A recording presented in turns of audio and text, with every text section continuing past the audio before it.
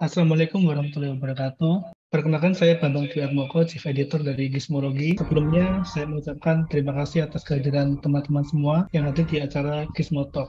Ini adalah program talkshow yang digelar oleh Gizmologi. Dan ini adalah edisi khusus untuk merayakan HUT RI ke-77. Sehingga temanya pun kita bikin yang relevan, yakni tentang kedaulatan data digital. Selamat mengikuti sampai akhir dan acara akan segera kita mulai.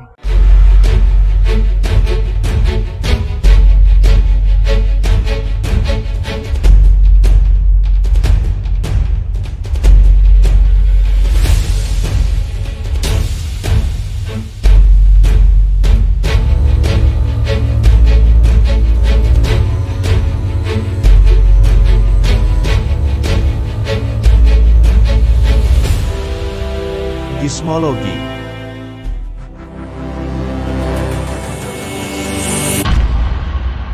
Gizmo Talk Talk Show. Selamat sore teman-teman media dan para peserta Gizmo Talk. Selamat datang di edisi khusus Gizmo Talk dengan tema kemerdekaan. Terima kasih sudah menyempatkan hadir di sini. Ini merupakan Gizmo Talk pertama yang kami gelar setelah 2 tahun pandemi melanda. Sebelum pandemi itu kita juga udah sering menggelar Gizmo Talk, dan mengingat pandemi sudah sedikit mereda, jadi kami memberanikan diri untuk menghadirkan kembali Gizmo Talk. Nah, kebetulan hari ini kami memberikan edisi khusus kemerdekaan RI ke-77. Temanya pun juga nggak main-main ya, karena menyoal tentang tantangan kedaulatan digital Indonesia. Kemarin sudah heboh pendaftaran penyelenggara sistem elektronik atau PSE. Alhamdulillah semua udah mendaftar ya, walaupun dipenuhi dengan drama. Namun kayaknya PR pemerintah tuh masih banyak ya untuk bisa mencapai kedaulatan digital yang seutuhnya gitu. Makanya kita pengen tahu konsep kedaulatan digital pemerintah tuh seperti apa manfaatnya buat penduduk Indonesia secara langsung gitu. Bagaimana apa sih kesulitan yang rasakan pemerintah, tantangannya gitu. Intinya sih gimana ya, kita pengen mengupas juga sebenarnya pemerintah tuh serius atau enggak gitu loh. Pemerintah dan seluruh pemangku kepentingan lah, termasuk DPR gitu, untuk bisa berdaulat secara digital. Nah, di tengah kita ini sudah ada Ibu Devi Rahmawati, tenaga ahli Kementerian Kominfo, ada juga Pak Nailul Huda dari peneliti Indef. Halo Pak Nailul, halo Pak Bu Devi. Halo Mbak. Halo Mbak. Dan tidak lupa juga pengamat kesayangan media, Media Tekno, Bapak Heru Sitadi. Masih di Swiss, Selamat Pak. sore, Mbak Princess Sari. Gimana kabar? Baik, Pak. Masih di luar negeri, Pak? Lagi di Belanda ini. Belanda tuh. Iya. Tunggu foto-foto ininya, Pak. Foto-foto di Siap. Instagram. Siap. Nah, tapi sebelum kita mulai acara, kita akan memulai dengan presentasi dari Ibu Devi sebagai staf ahli Kementerian Kominfo. Gimana nih Ibu Devi gitu, sudah siap dengan presentasinya Bu? Ya, bisa menjawab pertanyaan netizen nih Bu soal kedaulatan digital tuh sebenarnya makhluk apa gitu, apa yang melingkup, apa saja gitu lingkupnya, dan apa saja upaya yang udah dilakukan pemerintah untuk bisa mengesahkan Indonesia berdaulat digital gitu. Silakan Bu Devi. Baik, siap. Terima kasih kepada kakak moderator yang saya muliakan nih, ada Mas Nailul Huda yang kita banggakan, tentu saja Kak Heru Sutadi yang saya hormati, seluruh peserta Gizmo Talk. Bismillahirrahmanirrahim. Assalamualaikum warahmatullahi wabarakatuh. Selamat siang, salam komunikasi, salam literasi. Sebelum saya memulai materi saya, izinkan saya membuka dengan pantun. Jalan-jalan ke SCBD, bertemu bonge, jeje, dan kurma. Terima kasih Gizmo Media yang kece, yang satukan kita bersama. Oke, bicara soal kedaulatan. Nah, tentu saja ini sebenarnya cukup panjang, dan justru saya sebenarnya berkeinginan untuk mendengar masukan dari teman-teman semua, termasuk dari para narasumber yang lainnya.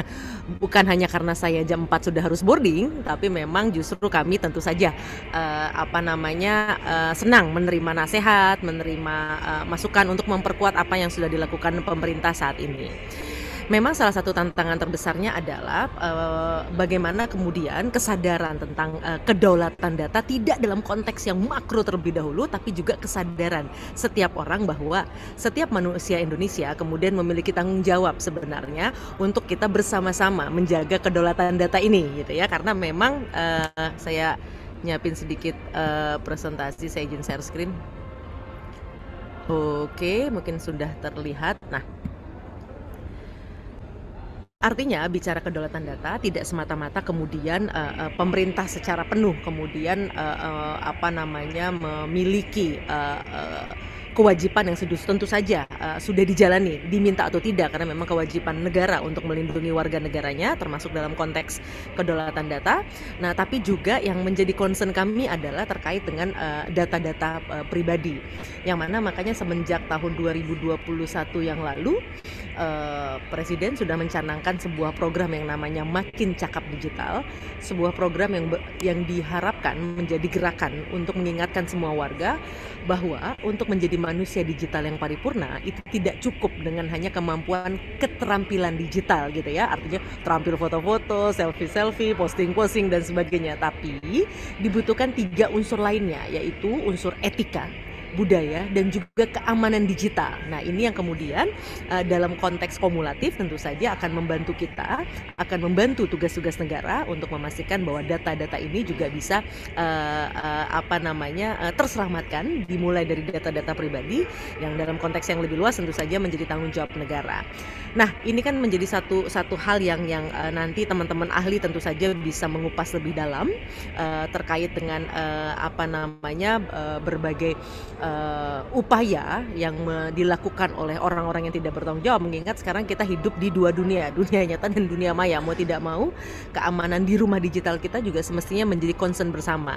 Ini hanya sekedar data-data bahwa memang terkait dengan kesadaran tentang kedaulatan data pribadi, bahkan itu tidak sepenuhnya juga dipahami oleh masyarakat dunia, bahkan negara-negara maju sekalipun.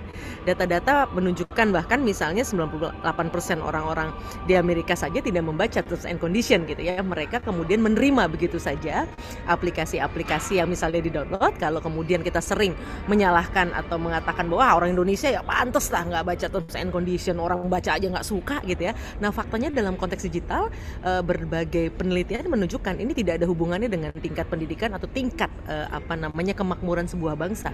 Kesadaran masyarakatnya untuk hidup dengan baik di ruang digital itu juga masih membutuhkan waktu, bahkan di negara-negara maju sekalipun. Nah, ini kan menjadi menarik data-data berikut yang kemudian menjadi cerminan bahwa apa yang dilakukan oleh pemerintah sekarang juga sebenarnya juga sedang dilakukan oleh banyak pemerintah lainnya.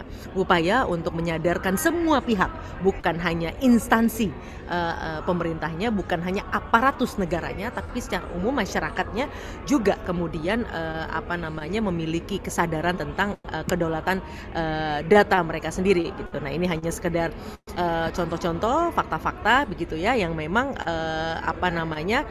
mudah-mudahan bisa menjadi optimisme baru dalam diri kita semua, bahwa bukan masyarakat Indonesia sekali lagi masyarakat yang terbelakang, gitu ya, ketika kemudian begitu banyak sekali kebocoran data misalnya yang justru diakibatkan oleh kita secara pribadi yang kemudian tidak menjaga rumah digital kita. Tapi memang hal ini juga menjadi pekerjaan rumah yang besar bahkan bagi negara-negara maju sekalipun. Nah, negara dalam hal ini eksekutif misalnya dengan parlemen masih terus melakukan dialog yang positif terkait upaya misalnya juga menggolkan undang-undang perlindungan data pribadi. Ini satu hal yang sangat penting, mengingat ketika kita mendadak digital tahun 2020 ini tentu saja menjadi satu hal fenomena baru yang sering hadir, bagaimana orang-orang merasa kemudian bukan hanya merasa tapi juga telah menjadi korban tentang data-data mereka yang kemudian masih terus saja digunakan atau baik disadari maupun tidak disadari oleh orang-orang yang tidak bertanggung jawab. Nah, ini saya pikir teman-teman yang ahli, Mas Heru dan kawan-kawan tentu saja bisa lebih dalam membahas tentang hal ini. Nah, yang ingin saya sampaikan adalah ruang digital itu kan nyaris sebenarnya ruang publik. Nah, kesadaran tentang ini yang memang menjadi tantangan tersendiri. Karena kalau kita lihat kegandrungan, kegemaran seseorang untuk kemudian mendisclose atau menampilkan banyak data-data yang mereka miliki itu bukan hanya dalam konteks masyarakat yang dianggap literasinya rendah, yang distigmakan sebagai orang-orang yang dengan tingkat pengetahuan yang lemah, tapi justru juga banyak dilakukan oleh orang-orang yang juga memiliki yang semestinya memiliki kesadaran yang lebih baik tentang hal tersebut. Nah, ini saya lewat saja. Nah, ini kan hanya contoh-contoh bagaimana ketika seseorang belum memiliki kesadaran tersebut, maka dengan mudah ketika misalnya ada games, ada kuis yang kemudian menarik, sederhana dan seru, itu bisa memancing setiap individu untuk kemudian menampilkan data-data pribadinya. Dengan program Makin Cakap Digital tahun lalu, mengingat masyarakat kita yang sudah hidup dalam dua dunia ini, angkanya sudah di atas 170 juta, memang setiap tahunnya ditargetkan minimal 10 juta masyarakat yang sudah mengikuti program literasi digital yang dicanangkan oleh Presiden tahun lalu. Dengan target 10 juta, alhamdulillah sudah tembus 14 juta. Kenapa tidak bisa langsung semuanya? Karena kita tahu ada berbagai tantangan yang harus dihadapi di masa pandemi ini. Bagaimana kita bisa mengumpulkan setiap orang, lalu kemudian melakukan edukasi. Kominfo memang punya PR melakukan edukasi di luar sistem pendidikan yang sudah ada. Artinya Kementerian Pendidikan Nasional juga sangat serius untuk mulai dari sedini mungkin mengajarkan anak-anak tentang bagaimana sih hidup di ruang digital, termasuk soal keamanan digital ini. Dan kalau bicara korban, tentu saja korbannya juga bukan satu atau dua orang, tapi ini juga sudah sangat masif. Dan memang selain persoalan literasi, persoalan psikologis manusia juga menjadi satu hal yang kemudian menarik untuk membuat banyak orang kemudian menjadi OTG gitu ya, orang tanpa gejala, bahwa sebenarnya dia sudah mengekspos data-datanya. Ketika OTG ini banyak sekali, nah ini yang baru kemudian menjadi tantangan tersendiri, bagaimana persoalan kedaulatan data pribadi juga menjadi pertanyaan, karena pada prinsipnya akhirnya manusia-manusia inilah yang kemudian membuka dirinya untuk membiarkan dirinya untuk bisa memberikan kesempatan bagi orang-orang yang tidak bertanggung jawab, penjahat-penjahat digital misalnya, untuk kemudian mengeksploitasi data-data yang memang mereka bagikan dengan penuh kesadaran, penuh keikhlasan. Nah, ini sekedar contoh-contoh saja berbagai challenge yang ada di berbagai media sosial yang kemudian tanpa adanya tadi pemahaman tentang data, ini kemudian mengakibatkan 2021 kita ingat tahun di mana pinjol ilegal itu begitu masif sekali beroperasi dan mendatangkan korban. Tapi menariknya dalam berbagai penelitian, termasuk yang kemarin baru dirilis oleh teman-teman UGM misalnya, sayangnya ketika kemudian kerugian nyata dari tereksposnya data pribadi lewat kejahatan finansial, sayangnya para korban di Indonesia, nah ini menariknya, menjadi penjahat di negeri ini memang menarik sekali, karena korbannya itu bukannya melaporkan kepada aparat misalnya gitu ya, karena ada yang melaporkan pada aparat, justru itu membantu, karena misalnya bukan dengan mudah, artinya aparat memiliki modal untuk bisa menelusuri para penjahat-penjahat digital ini. Tapi sebagian besar menurut data teman-teman UGM memilih diam karena satu, malu, kok bisa ya saya ketipu gitu ya. Lalu yang kedua, mereka sering mengatakan begini, bahwa oh ya sudah, mereka lebih memilih pasrah dengan mengatakan bahwa oh mungkin saya kurang beramal, makanya data pribadi saya kepakai lalu saya ketipu, atau memang sudah takdir Tuhan dan sebagainya. Nah, ini yang menjadi satu tantangan yang menarik dalam konteks sosiologis, di mana masyarakat kita memang pasti perlu dibantu dalam hal kesadaran bahwa jangan memberikan kesempatan pada siapapun untuk memanfaatkan data-data pribadi kita dalam hal ini, yang kemudian ujungnya adalah sangat berbahaya karena bisa memiskinkan masyarakat. Ini yang menjadi problem, karena data OJK sendiri kemudian menunjukkan dari periode 2011 sampai 2020 saja uang masyarakat, sekali lagi ya, uang masyarakat, bukan uang negara, bukan uang instansi, yang keluar sia-sia, yang hilang sia-sia, sirna, itu ada lebih dari 114 triliun uang yang sudah ditabung bertahun-tahun untuk menaikkan haji orang tua atau menyekolahkan anak luar negeri, atau uang pensiun yang sudah dikumpulkan bertahun-tahun hilang begitu saja akibat kesadaran tentang literasi keuangan, literasi digital seperti ini, termasuk juga data-data pribadi tidak dimiliki, sehingga uang yang hilang memang sampai 114 triliun gitu ya, lebih. Itu sampai 2020, data 2021 ditambah 2022 lebih banyak lagi. Nah, ini hal-hal yang memang menjadi satu praktek yang menjadi PR kami juga. Negara dalam hal ini juga serius untuk keliling setiap harinya, bertemu dengan masyarakat baik secara online ataupun offline untuk mengajarkan 4 hal tadi, yaitu bukan hanya cakap tapi juga beretika, budaya, dan soal security digital gitu ya. Nah, ini peminjaman identitas. Nah, karena masyarakat kita tahu sendiri secara sosiologis orangnya sangat senang menjaga harmoni, sehingga kalau ada orang pinjam apa dan merasa ketika sudah dekat dan sebagainya, kemudian ya dengan ikhlasnya misalnya meminjamkan dan lain-lain, yang padahal itu menjadi satu hal yang memang bukan cukup dan menjadi hal yang berbahaya. Ini hal-hal yang sifatnya dalam konteks personal yang juga misalnya juga harus diperhatikan gitu ya. Nah, ini sekedar contoh-contoh saja. Nah, artinya dalam hal ini negara dalam hari ini misalnya dalam konteks aparat gitu ya, kalau kita bilang kepolisian misalnya, ini ada beberapa kasus di mana misalnya bahkan pelaku pencurian data pribadi itu menarik sekali kalau mendapati kisah yang dibangun oleh hasil penangkapan kepolisian. Jadi ada satu daerah yang memang kalau menurut pengakuan polisi sejak dari 5 tahun lalu itu menjadi daerah yang selalu saja menjadi lokus dari kasus-kasus pencurian data, dan bahkan itu mohon maaf menurut pengakuan aparat itu sampai 28 miliar lebih, dan itu dilakukan oleh satu komunitas yang kemudian dia mengambil tempat itu di hutan-hutan mencari sinyal yang bagus di sana, lalu dalam bentuk bubuk, tapi dia bisa melakukan penipuan dalam konteks misalnya penipuan penawaran menjadi nasabah prioritas. Jadi bukan lagi hanya sekedar kartu kredit, karena bahkan menurut pengakuan para napiknya, kartu kredit itu sudah tidak begitu oke, kata mereka sekarang. Ini menarik sekali bagaimana satu wilayah itu semuanya profesinya sama, tapi mereka memang luar biasa sekali, karena ketika polisi menangkap pun polisi juga harus berhadapan dengan nyawa, karena mereka memiliki senpi, senjata tajam, senjata api, bukan cuma senjata tajam. Jadi mereka memang siap berperang.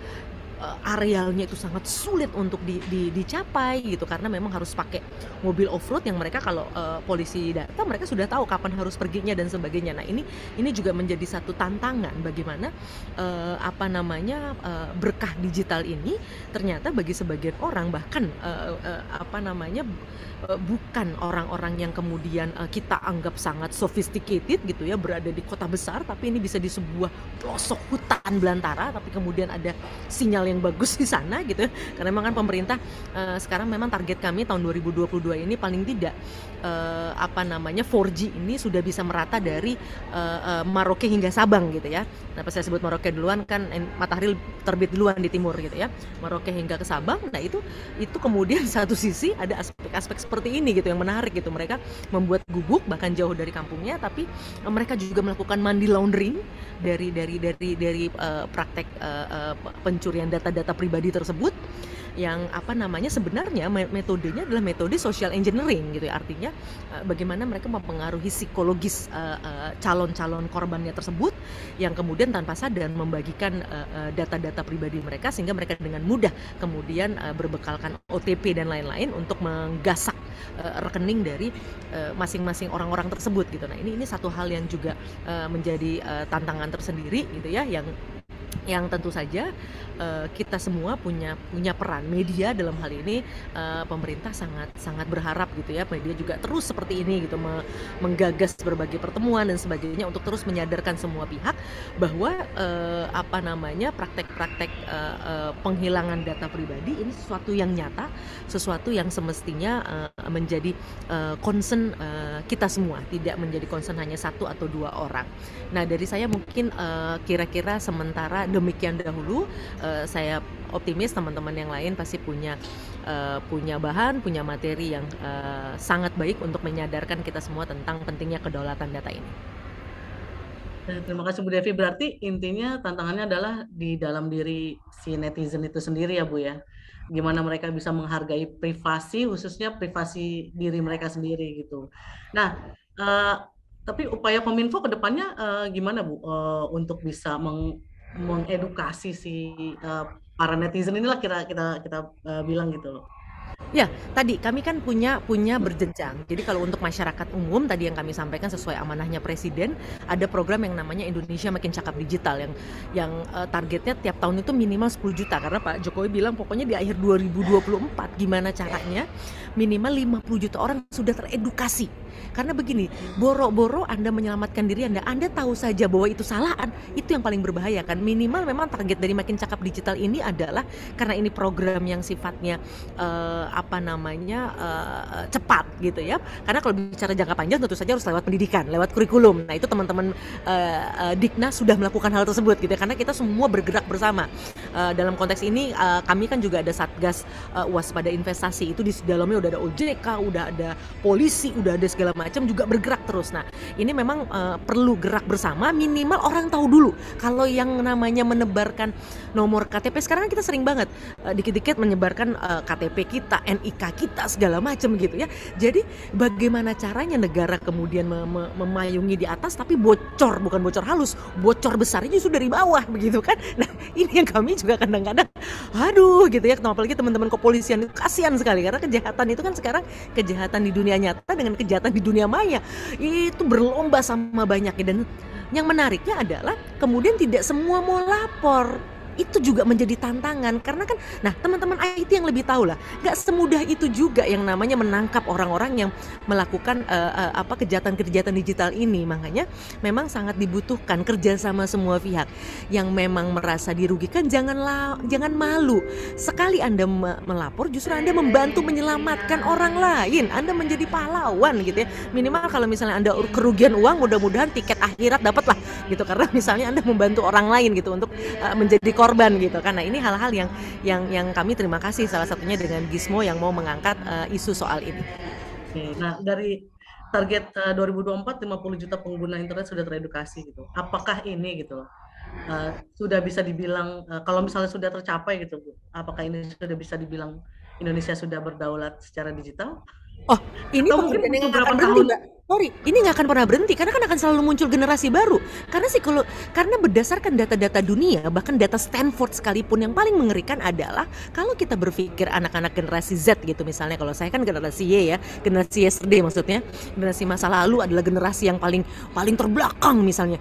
Justru salah betul. Generasi paling baru ini menurut risetnya Stanford sekalipun justru yang juga paling abai terhadap soal security. Ini yang paling berbahaya karena mereka merasa dirinya paling tahu. Ketika mereka sudah merasa diri paling tahu, justru juga paling rentan untuk kemudian membagikan data-data pribadi ini. Ini pekerjaan yang nggak akan pernah selesai. Jadi artinya ketika 50 juta oleh pemerintahan yang sekarang, semestinya siapapun yang menjadi pemimpin ke depan harus sadar bahwa tantangannya makin berat karena manusia hidup di 2 universe. Ini yang menjadi tantangan gitu, bukan cuma Doctor Strange yang ada di berbagai universe gitu ya, tapi ini juga bayangin aja kejahatan di dunia offline, kejahatan di dunia online. Data rumah dibobol, dibegal di jalanan, tapi di dunia digital dibegal juga gitu kan. Nah, ini satu hal yang dalam konteks negara, kenapa negara sangat serius soal ini soal urusannya kemiskinan nantinya. Kalau semua rakyat miskin, bahaya-bahaya lain akan muncul, ketidakstabilan, paham-paham yang memang sengaja untuk merusak pikiran orang yang lapar adalah orang yang marah. Lapar karena miskin itu dengan mudah misalnya dimasukin dengan hal-hal yang tidak bertanggung jawab. Nah, ini pangkalnya. Jadi kami sangat serius kalau ditanya komitmennya, lah ya serius banget. Dengan teman-teman parlemen pun juga demikian gitu. Nah, tapi sekali lagi kami nggak mungkin sendirian, mohon kami dibantu. Nah, termasuk media seperti Gizmo seperti ini. Terakhir ya Bu, karena Ibu mau boarding, berarti butuh berapa tahun Bu Indonesia bisa berdaulat secara digital nih Bu? Ya, kalau konteks daulatnya ini apa dulu gitu kan? Kalau konteks dalam konteks struktur sistem, kita kan sekarang sedang terus membenahi gitu ya. Artinya tadi mudah-mudahan berbagai undang-undang segera diketuk palunya, lalu berbagai aturan main yang seperti yang kemarin soal PSE kan ya, insya Allah itu bukan karena apa-apa. Jelas itu dalam rangka upaya negara untuk melindungi masyarakatnya dengan kita memiliki data sahabat-sahabat kita, para platform, aplikasi dan sebagainya, kan dengan lebih mudah kalau kita kemudian ingin memastikan bahwa misalnya apakah ada warga negara kita yang dirugikan dan sebagainya. Kalau kita punya hubungan yang baik dan sebagainya kan jadi lebih mudah gitu ya. Nah, tapi kami menyadari ketika masyarakat kemudian marah, kami tidak melihat itu sebagai amarah, tapi justru kami bahagia karena artinya masyarakat kesadarannya tinggi gitu ya. Nah, itu bagus sekali. Jadi artinya kami sangat senang bahwa apa yang sudah dirintis dalam konteks edukasi selama ini pelan-pelan kemudian mulai dipahami oleh warga. Walaupun ada yang memahaminya sempurna, ada yang belum sempurna, itu menjadi tugas kita bersama. Oke, kalau begitu Bu, mengingat Bu Devi ingin boarding. Siap. Kami ucapkan terima kasih Bu atas kehadirannya di acara Gizmo Talk ini. Safe flight Ibu, sehat-sehat selalu. Saya tutup pakai pantun ya. Tadi buka pakai pantun, tutup pakai pantun deh. Antri naik bis kota, bertemu dengan Luna Maya. Mari jaga kedaulatan data agar Indonesia semakin jaya. Nggak enak saya jadi nama saya disebut-sebut. Oke Bu, sampai ketemu lagi nanti. Mohon maaf lahir batin, terima kasih. Sama-sama Bu, sehat selalu. Oke, jadi intinya tuh pemerintah udah mengklaim mereka serius dengan segala upaya untuk mencapai kedaulatan digital, terutama untuk mengedukasi si netizen nih, kita ini gitu, betapa pentingnya data pribadi kita untuk diamankan di dunia maya gitu loh. Dan untuk benar-benar berdaulat emang butuh kerjasama semua pihak dan nggak hanya pemerintah gitu. Terima kasih Bu Devi untuk insight yang menarik. Nah, data PUBG ini juga ada sekitar 210 juta jiwa pengguna internet Indonesia. Jumlah penggunanya juga luar biasa ya, luar biasa banyak gitu loh. Nah, kalau dari sisi perekonomian gitu ya, sebenarnya sih kalau dengan jumlah pengguna internet yang banyak ini tuh bisa jadi bargaining position juga gitu untuk perusahaan-perusahaan teknologi lah istilahnya gitu loh, apalagi yang di OTT yang asing gitu, untuk bisa lebih mematuhi aturan di Indonesia. Cuman kan emang gimana ya istilahnya tuh balik lagi gitu loh ke ekonomi. Indonesia juga butuh gitu loh perekonomian itu naik gitu, dan tidak dipungkiri mereka juga bisa perusahaan-perusahaan asing itu juga berkontribusi lah gitu kan dalam perekonomian digital Indonesia. Nah, kalau dari sisi perekonomiannya sebagai jantungnya negara nih gitu loh, kita punya ada Pak Nailul udah dari peneliti Indef. Halo Pak Nailul. Sore. Sore Pak. Mbak Sarifah. Mungkin nggak manggilnya siapa nih Mbak? Sari aja Pak. Kadang ada yang manggil Pevita juga sih Pak. Nah, ini sebagai ahlinya nih Pak gitu. Sebenarnya tantangan apa aja sih Pak yang sebenarnya gitu Indonesia tuh gitu apalagi di perekonomiannya Indonesia ini kan sangat berhubungan gitu loh Pak, antara kedaulatan digital dengan kedaulatan ekonomi digital juga gitu loh. Nah, kira-kira dari sisinya Pak Nailul gitu, bisa dijelaskan nggak sih Pak tentang di Indonesia itu sendiri seperti apa gitu, tantangannya, upaya-upaya, terus apa sih yang kurang gitu Pak? Iya, oke Mbak Sari, mungkin saya sapa dulu ya, Mbak ya, untuk teman-teman di sini ya. Bismillahirrahmanirrahim. Assalamualaikum warahmatullahi wabarakatuh. Selamat sore semuanya. Salam sejahtera bagi kita semua. Perkenalkan, nama saya Nailul Huda. Saya peneliti di Indef yang memang sehari-hari nampaknya juga ngurusin masalah ekonomi digital nih, yang memang beberapa tahun terakhir seringkali kita bicarakan di publik gitu ya. Nah, tadi jujur saya kaget juga sama presentasinya Mbak siapa tadi? Maaf, Mbak Sari dari Kemenkominfo. Bu Devi ya. Ya, kaget juga tadi kan Bu Devi bilang bahwa ini yang kalau ada kebocoran data masyarakat salah juga nih gitu kan. Saya kaget juga nih dalam arti, waduh, ini kalau saya ada bocor data, apa saya yang disalahkan gitu kan. Iya tuh, BPJS nggak salah berarti ya. BPJS nggak salah, Dukcapil nggak salah gitu kan. Yang salah adalah masyarakat gitu kan. Aduh, Iya, coba itu teman-teman media. Iya, yang salah adalah masyarakat ya. Itu adalah kunci tadi Bu Devi bilang gitu. Oke. Jadi gini Bu Sari, memang ada berbagai aspek gitu ya dalam hal perlindungan data pribadi yang memang saling berkaitan dengan ekonomi digital itu sendiri gitu kan. Semakin kita nyaman dengan perlindungan data pribadi yang semakin aman gitu kan. Nah, masyarakat ini tentu akan sangat nyaman sekali dalam bertransaksi digital. Kita nggak akan ragu lagi untuk transaksi untuk mobile banking ataupun transaksi untuk digital bank, e-commerce dan sebagainya. Itu kalau misalkan pemerintah itu bisa menjamin data pribadi kita, itu kita akan sangat leluasa sekali gitu. Nah, kalau sekarang ini kayaknya saya mau install aplikasi paspor gitu aja yang notabene itu milik pemerintah gitu kan, itu kita juga ragu-ragu gitu kan. Nah, ini jangan-jangan bocor lagi, jangan-jangan bocor lagi gitu kan. Itu kata Pak Prabowo kayak gitu kan. Bocor lagi gitu, bocor gitu kan. Nah, mungkin langsung saja saya ingin share screen bahan saya. Jadi saya ingin mengambil tema menciptakan ekonomi digital yang inklusif, karena kedaulatan digital itu akan sangat tidak berarti tanpa adanya ekonomi digital yang inklusif. Artinya ekonomi digital untuk semua kalangan masyarakat. Nah, di sini ada 4 poin yang ingin saya bahas. Yang pertama adalah perkembangan ekonomi digital terlebih dahulu ya, di mana ini data yang sering sekali ditampilkan oleh pemerintah juga sama.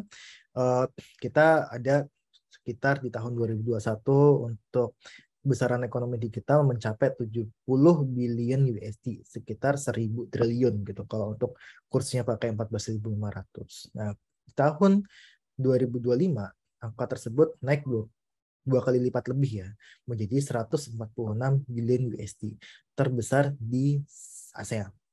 Jadi kita di samping jadi ya bisa dibilang bahwa bukan hanya masalah gampang untuk mendaftar di Indonesia, tapi memang pangsa pasar di Indonesia sangatlah besar. Makanya kita nggak heran kalau misalkan ada pinjol yang ilegal yang dari negara lain, dari China, itu bersemangat sekali untuk beroperasi di Indonesia gitu, karena memang pangsa pasarnya besar gitu kan. Nah, di sini paling besar itu adalah e-commerce, kedua adalah ride hailing, terus online media, terus kemudian online travel. Jadi e-commerce ini semacam core-nya. Kalau kita bisa bilang bahwa semua yang berhubungan sama e-commerce ketika pandemi itu meningkat gitu.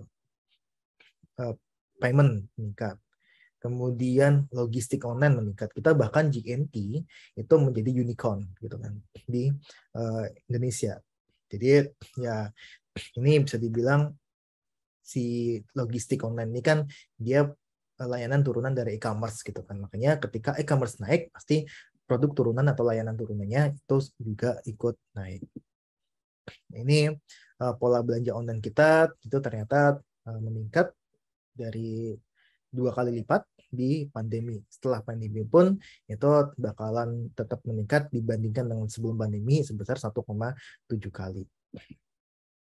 Nah, paling banyak itu ada food delivery, terus groceries, education, video streaming, music streaming, dan beauty. Nah, groceries ini sama food delivery itu memang kita semakin mager ya, bangsa mager untuk memesan makanan aja, itu kita lebih memilih food delivery dibandingkan kita jalan sendiri ke warung gitu, atau ke tempat makan gitu kan. Nah, ini ada perubahan pola belanja dari offline ke online. Begitu juga dengan groceries gitu kan. Kita di tengah pandemi itu ternyata selain karena ada pandemi gitu kan.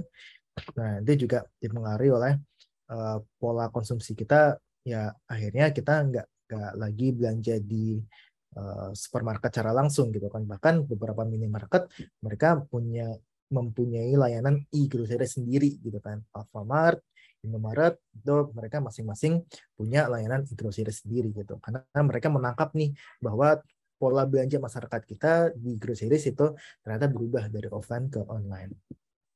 Ini juga sama, transaksi pembayaran, penggunaan cash diprediksi semakin menurun.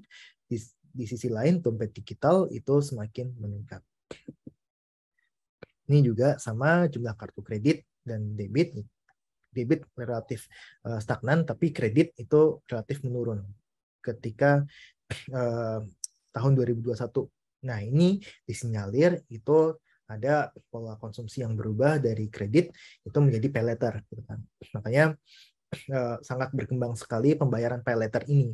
Shopee Pay Later, GoPay Later dan sebagainya itu banyak digunakan untuk transaksi di e-commerce, terutama di Shopee Pay Later ya. Itu perkembangannya sangat oke sekali itu, sangat dahsyat sekali itu.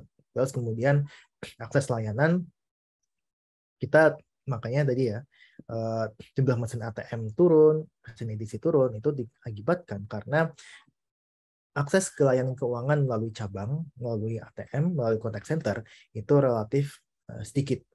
Nah, sekarang masyarakat Indonesia itu lebih banyak menggunakan transaksi via online banking ataupun mobile apps. Ini sama beralih ke digital. Begitu juga dengan penyaluran pinjaman nih, tadi yang saya bilang pay later ini sangat oke sekali gitu kan. Kalau kita lihat di tengah pandemi seperti ini, itu cuma turun di awal April doang, tapi setelah itu relatif meningkat gitu kan. Dari 2020 sampai ke Maret 2022 itu relatif meningkat. Ini juga dengan pembayaran uang elektronik, GoPay, OVO, Dana, dan sebagainya, itu relatif juga meningkat, termasuk e-money yang dia via kartu ya, card ya. Nah, ini kenapa sih menggunakan dompet digital gitu kan? Karena mungkin tadi masyarakat kita memang salah satunya adalah menyukai promo gitu kan. Kita nggak bisa pungkiri gitu kan, ketika ada promo gitu, ya kita langsung, wah ini ada promo nih, kita akan menggunakan dompet digital A gitu aja gitu. Jadi tak heran GoPay, OVO, Dana, Link Aja, Shopee Pay gitu kan, itu berlomba-lomba untuk memberikan promo apabila kita berbelanja di merchant mereka gitu. Nah, sekarang sudah merambah lagi, yaitu adalah QRIS yang dikeluarkan oleh perbankan gitu kan. Nah, ini semakin banyak nih masyarakat Indonesia yang menggunakan dompet digital. Nah, alasannya itu tadi promo, terus kedua adalah menggunakan sama dengan layanan lainnya, lebih praktis dan lebih aman.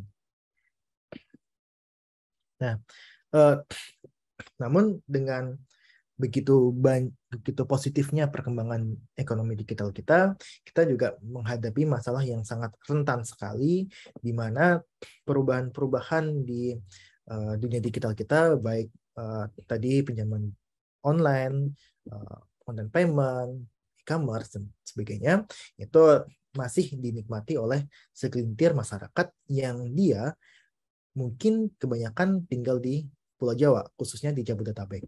Nah, kalau kita lihat data di Economist tahun 2021, peringkat inklusivitas internet Indonesia itu berada di peringkat 57 dari 100 negara yang disurvei. Kita masih kalah dibandingkan dengan Vietnam, Thailand, Malaysia, dan Singapura. Kita cuma menang dari Filipina, Myanmar, Kamboja, dan Laos. Nah, di sini yang paling buruk peringkatnya itu adalah peringkat relevansi dan pengadaan. Jadi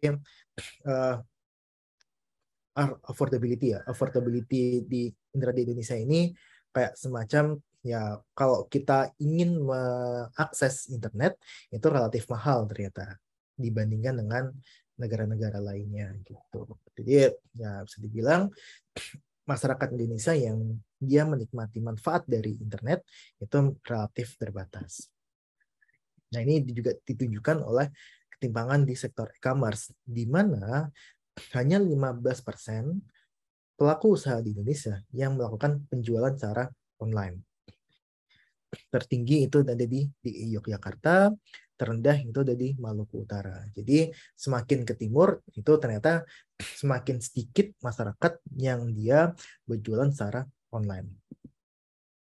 Begitu juga yang memanfaatkan fintech P2P lending atau pinjaman online, di mana dari yang resmi ya, ini yang resmi itu 80% pembayaran itu ada di Pulau Jawa. Ini salah nih ini ya, maaf. Ini sebaran dari fintech P2P lending. Nah, ini dikarenakan memang ketimpangan dari sumber daya manusia di Indonesia mengenai digital itu relatif rendah, di mana per 1.000 penduduk Indonesia yang dia mampu mengoperasikan komputer secara advance hanya 3,5, nggak ada 4 orang dari 1.000.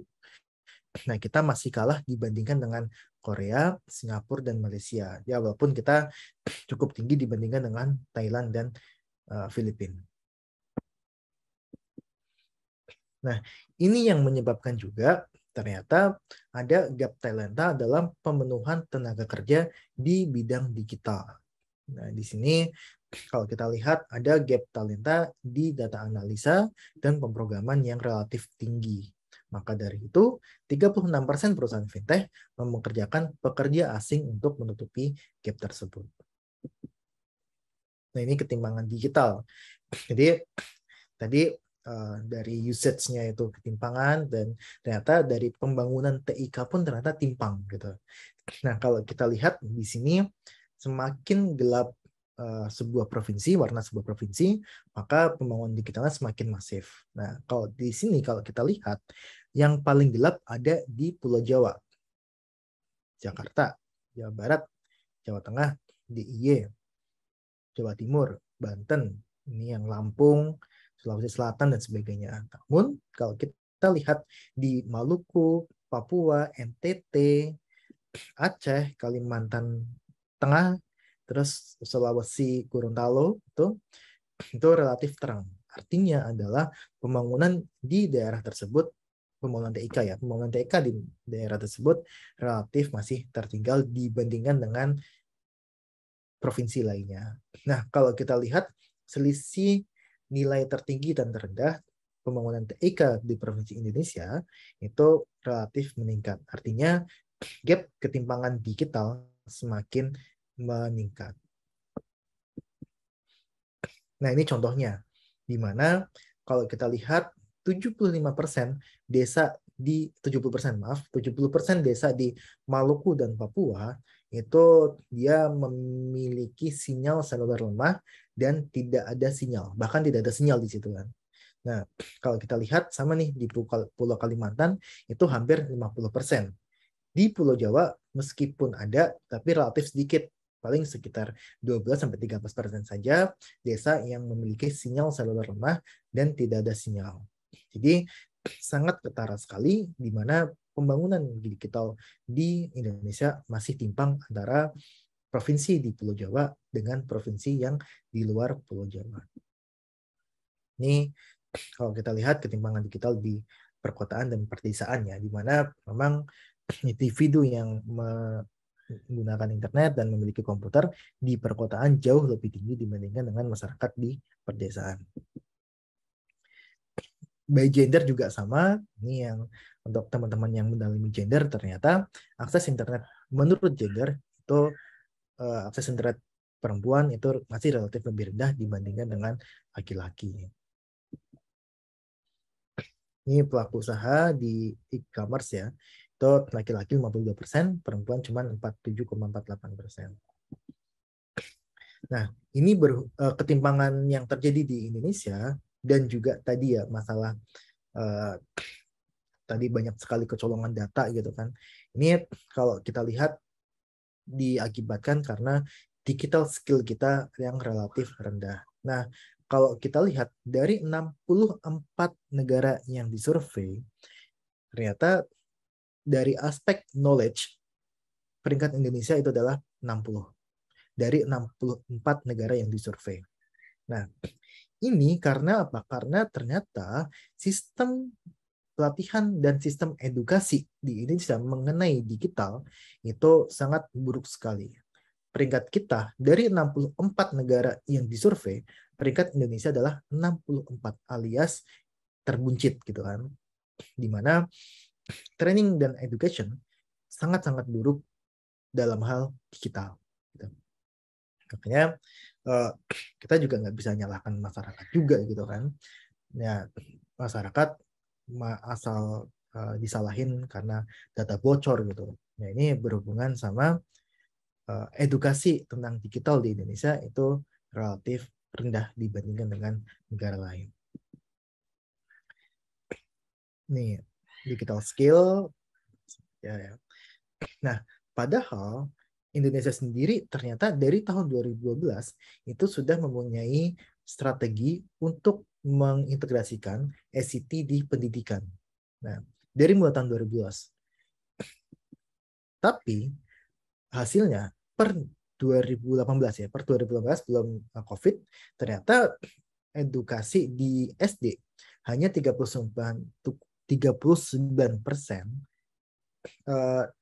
SD di Indonesia yang dia sudah terintegrasi dengan ICT atau internet. Jadi masih banyak sekali institusi pendidikan SD kita yang belum mengenal apa itu internet. Nah, ini sangat disayangkan sekali gitu ya.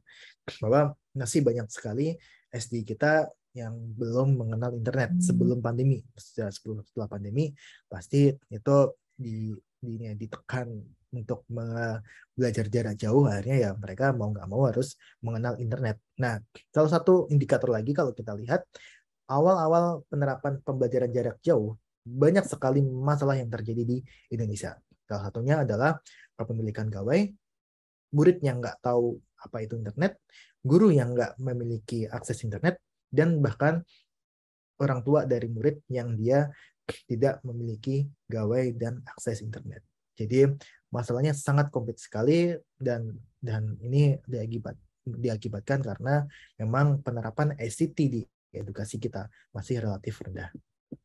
Ini makanya kalau kita lihat di 95% platform pinjol yang di Indonesia didominasi oleh pinjol yang ilegal per tahun 2021. Gitu kan.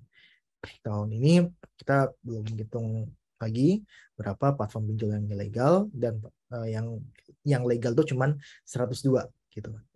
Jadi semakin banyak sekarang platform pinjol yang ilegal. Nah, ini juga tidak terlepas dari perlindungan data pribadi gitu kan.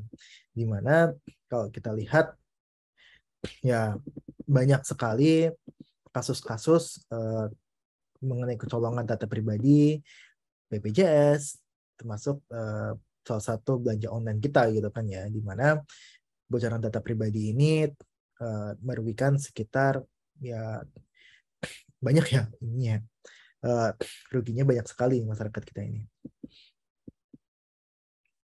Nah, ini dikarenakan apa? Dikarenakan memang Indonesia tidak punya undang-undang perlindungan data pribadi.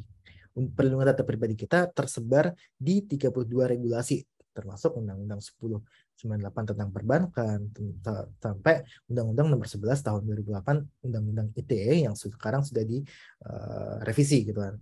Dan juga PM Kominfo 20 2016, terus PP 71 dan sebagainya. Makanya kita harap sebenarnya Undang-Undang Perlindungan Data Pribadi itu segera disahkan. Ya mungkin terus saja Mbak Tari, karena saya sudah kepanjangan, saya selesaikan aja di sini. Nggak apa-apa. Kita selesaikan secara adat ya Pak. Ya, terima kasih Mbak Tari. Iya, oke, siapa? Tadi Kan. juga kita lupa tuh nanya ke Bu Devi, kira-kira proses PDP-nya sampai mana gitu untuk kok. Mungkin karena dia sibuk ya udahlah nggak apa-apa. Tapi Pak, dari presentasi tadi itu menarik ya Pak ya. Karena kan kesenjangan digitalnya juga, maksudnya ketimpangan digitalnya juga masih cukup besar ya di Indonesia. Terus pengguna internetnya, inklusivitas ekonomi digitalnya juga rendah gitu dibanding Asia Tenggara yang lain. Tapi masalahnya ekonomi digital Indonesia itu diklaim tertinggi Pak di Asia Tenggara. Itu gimana ya Pak? Maksudnya gimana sih maksudnya korelasinya gitu Pak? Iya Mbak Sari. Karena kalau kita lihat di besaran ekonomi digital itu kan yang dihitung adalah GMV, Gross Merchandise Value. Jadi transaksi di ekonomi digital. Nah, dengan adanya ketimpangan digital yang masih eksis, saya tenggarai itu transaksi ekonomi digital yang terjadi di Indonesia itu relatif berkutat di Pulau Jawa. Gitu kan. Terus kemudian yang bisa manfaatkan tadi ya, manfaat dari ekonomi digital yang sangat besar itu kue dari ekonomi digital yang 70 billion USD itu paling besar dinikmati oleh masyarakat yang ada di Pulau Jawa, khususnya Jabodetabek. Ya, karena pembangunan 5G di Jabodetabek, pembangunan apapun di Jabodetabek gitu kan. Nah, akhirnya yang saya Jabodetabek sama Jawa ya. Akhirnya kalau kita bisa bilang bahwa kue ekonomi digital ini masih banyak dinikmati oleh masyarakat kelas menengah ke atas yang tinggal di Pulau Jawa. Yang relatifly dia banyak tinggal di Pulau Jawa kan sebenarnya. Yeah. Jadi walaupun besar tapi nggak terlalu merata ya? Untuk pembagi. Ya. Berarti besarnya ekonomi digital di Indonesia itu karena di Pulau Jawa aja. Gimana kalau misalnya merata seluruhnya mungkin akan lebih besar lagi ya Pak ya? Bisa lebih besar lagi gitu kan, dan itu yang penting manfaat dari ekonomi digital kan dia dirasakan oleh seluruh lapisan masyarakat gitu kan, karena itu yang saya maknai sebagai kedaulatan digital ekonomi gitu. Nah ini terus dorong tuh Mbak Sari isu mengenai ekonomi digital ini agar jangan sampai narasi-narasi ekonomi digital itu ya yang tadi saya sampaikan di awal, sangat besar sekali, pertumbuhannya bagus dan sebagainya. Tapi di balik pertumbuhan ekonomi digital yang sangat positif itu ada masalah-masalah yang tersembunyi gitu kan. Nah, ada suatu pendapat menarik bahwa pendapatnya Yuval Noah Harari ya, yang dia bilang kalau ekonomi kemajuan teknologi itu bisa mengakibatkan ketimpangan ekonomi yang cukup serius gitu. Nah, salah satunya itu diakibatkan kalau kita lihat karena tidak inklusifnya ekonomi digital di sebuah negara, gitu kan. Nah, itu Harari bilang sangat di bukunya yang di Homo Deus nggak salah. Homo Deus itu bahwa ada dua manusia nih yang nantinya dia bisa didefinisikan sama Harari gitu. Yang pertama adalah Homo Deus adalah masyarakat yang dia mengikuti atau bisa mengakses teknologi terbaru termasuk ekonomi digital, dan ada juga Homo sapiens. masyarakat yang dia tidak dapat mengakses teknologi terbaru termasuk ekonomi digital, yang artinya Homo sapiens kan kita sekarang gitu ya nggak melakukan evolusi digital lah. Menurut dia seperti itu. Nah, takutnya di Indonesia masyarakat kita itu banyakkan Homo sapiens, bukan Homo Deus. Nah, kita kan merujuk ke Harari itu, kita pinginnya semua lapisan masyarakat itu menjadi Homo Deus, yaitu masyarakat yang dia tidak kedap teknologi. Nah, itu tapi masalahnya banyak sekali tadi kan, ada literasi digital dan sebagainya. Jadi sebenarnya kalau dari panel sendiri dengan semua insight itu gitu, kira-kira ada sih nggak sih solusi yang bisa diterapkan oleh pemerintah gitu untuk menyelesaikan semua tantangan-tantangan itu menuju ke kedaulatan digital gitu. Solusi paling utama itu sebenarnya apa Pak yang mesti dilakukan oleh pemerintah? Ya, yang pertama mengurangi gap-nya, Mbak Sari. Mengurangi gap-nya gitu. Infrastruktur berarti ya, Pak? Semuanya, dari infrastruktur, sumber daya manusia, sama usage-nya. Tadi kan kalau kita lihat kan usage-nya masih rendah ya, terutama usage di daerah luar Pulau Jawa tadi kan. E-commerce cuma 15% pelaku usaha kita yang menggunakan e-commerce. Terus kemudian untuk fintech P2P lending yang legal itu cuma 80% terkutat di Jawa gitu kan. Terus kemudian SDM juga sama yang tadi saya bilang, digital skill kita dari sisi knowledge-nya itu masih rendah gitu kan. Nah, ini dari sisi training dan education itu ternyata kita relatif rendah dibandingkan dengan negara lain. Nah, ini yang harus kita sinkronkan bahwa mungkin saja era sekarang berubah, sekarang murid SD juga sudah bisa mengakses internet dan sebagainya. Yang kita harapkan sebenarnya generasi inilah yang bisa membuat ekonomi digital ini lebih merata gitu. Nah, termasuk tadi infrastruktur, di mana pemerintah sebenarnya bersama swasta ya itu bertanggung jawab untuk menyediakan infrastruktur yang sinyal kuat gitu kan. Nah, kan masih banyak banget kan kalau kita, terutama kalau kita di luar Pulau Jawa gitu kan, ini sinyalnya susah dan sebagainya gitu kan, bahkan di beberapa titik blind spot gitu kan. Nah, ini yang harus kita perbaiki dari sisi aspek infrastruktur. Jadi infrastruktur, SDM, sama penggunaan. 3 hal itulah yang saya merasa itu harus dibenahi oleh pemerintah secara paralel. Oke, siap Pak. Kalau gitu, terima kasih Pak Nailul memberikan pencerahan kita. Jadi intinya salah satunya adalah infrastruktur ya Pak ya gitu. Nah, kita coba nih ke Pak Heru Sutadi, Direktur ICT Institute, sebagai orang lama di pertelekomunikasian dan teknologi. Halo Pak. Jadi masih di mute Pak. Ini kalau udah dibilang orang lama ya udah tua gitu berarti ya. Enggak lah Pak, masih muda kok, kayaknya masih umur 23 gitu Pak. Ya, gimana Pak Heru? Tadi udah diterangkan oleh Bu Devi dari Kominfo, Pak Nailul gitu. Jadi intinya salah satunya tuh infrastruktur yang harus dibenahi untuk meminimalisir gap gitu, ketimpangan digitalnya gitu. Dari Pak Heru sendiri gimana? Kira-kira gimana sih menilai kedaulatan digital di Indonesia itu? Silakan Pak, kalau ada presentasi juga boleh. Oh ya, boleh. Ya memang tadi udah dipaparkan ya oleh Mbak Devi, kemudian juga oleh Pak Nailul ya. Ini cukup menarik dan cukup hampir senada mungkin ya terkait dengan tantangan ekonomi digital di Indonesia. Tapi mungkin saya kalau boleh sedikit share. Saya terlihat ya filenya ya. Ini foto umur berapa Pak? Nah, ini baru nih. Ya, jadi gini Mbak Sari, Bapak Ibu semua, teman-teman dimanapun berada, teman-teman media nih, sudah teman-teman lama semua yang hadir ya. Dan terima kasih atas kesempatannya. Jadi kalau kita lihat memang mungkin bosan ya presentasi tentang sesuatu hal yang kita bahas itu tentang ekonomi digital terus. Tapi memang diakui atau tidak, suka atau tidak, ekonomi digital Indonesia ini sedang tumbuh ya.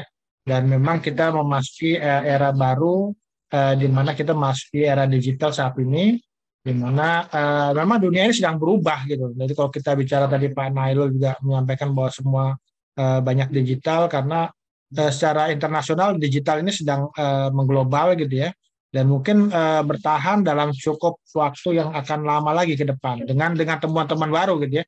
Ketika kita bicara kemarin revolusi industri 4.0 yang belum tuntas pun sekarang udah kita bicara metaverse gitu ya. Kemudian kalau kita lihat memang ada hal-hal juga yang mempercepat transformasi digital khususnya di Indonesia dan juga banyak negara ya, yang terkait dengan karena kita mengalami satu fase yang cukup berat, fase pandemi, di mana kita tidak bisa kemana-mana, dibatasi ruang, dibatasi jarak segala macam, sehingga mau tidak mau pakai digital. Dan ya untung juga digital ini menyelamatkan. Mungkin ketika orang bilang mengatakan, oh Indonesia tetap tumbuh kok segala macam, ya memang juga karena masyarakat juga memanfaatkan digital gitu ya. Orang tetap bisa bersekolah, tetap bisa bekerja gitu ya. Kemudian bahkan sekarang orang mengalami fase-fase lembam gitu ya. Jadi mager kalau wah enakan juga online dibanding datang ke kantor gitu kan. Murid-murid juga banyak yang seperti itu, siswa segala macam, dan dosen-dosen juga gitu ya. Nah, tapi mungkin fasenya mungkin harus kita rubah juga, karena mungkin kita bisa manfaatkan digitalisasi, online meeting segala macam untuk hal-hal yang mungkin tidak bisa kita lakukan secara offline gitu ya. Dan memang ini untung sekali nih, saya juga saat ini ada di Belanda gitu ya, bisa melakukan online dengan teman-teman semua, sehingga mungkin jarak nggak lagi menjadi masalah waktu gitu ya. Dan perkembangan terakhir kemarin juga disampaikan Pak Jokowi ya, kita Indonesia sudah memiliki 9 unicorn dan 2 dekakon. Nah ini walaupun juga kita masih perlu bertanya ini kita berdaulat nggak nih dengan memiliki 9 unicorn dan 2 dekakon yang sudah ada saat ini, dan juga apakah semuanya memang dekakon itu merupakan startup digital atau seperti apa gitu ya. Bapak Ibu semua, ini mungkin statistik yang dikeluarkan di 2022 ini, di Februari, kita memiliki 204,7 pengguna internet, 204,7 juta pengguna internet, yang sudah mencakup 73,7% penduduk Indonesia, dengan pengguna aktif media sosial 191,4. Sehingga kalau misalnya ada satu isu tertentu gitu ya, kemarin isu blokir segala macam, ini rame juga nih. Kalau isu blokir media sosial, waduh nanti gimana nih? Yang pengguna media sosial ramai gitu. Dan yang ini memang dihadap-hadapkan ketika kita bicara kedaulatan digital gitu ya. Karena mungkin juga ya kita agak terlambat dan juga tidak mempunyai concern misalnya membangun aplikasi media sosial, aplikasi pesan instan gitu ya. Karena kan di 5-6 tahun lalu kan ada semacam himbauan dan juga policy bahwa udahlah nggak usah bangun aplikasi yang sudah ada gitu ya. Bahkan juga kita nggak usah bangun infrastruktur digital pada saat itu. Yang by the time akhirnya kita merasa perlu bahwa infrastruktur digitalnya perlu dibangun, dan aplikasi-aplikasi ini sebenarnya juga tetap perlu dibangun agar menjadi kompetitif, dan Indonesia bisa jadi ya tetap berdaulat gitu ya, ketika kan kita nggak tahu nih. Perang Ukraina dengan Rusia ini kan memberikan pelajaran yang cukup banyak bagi kita.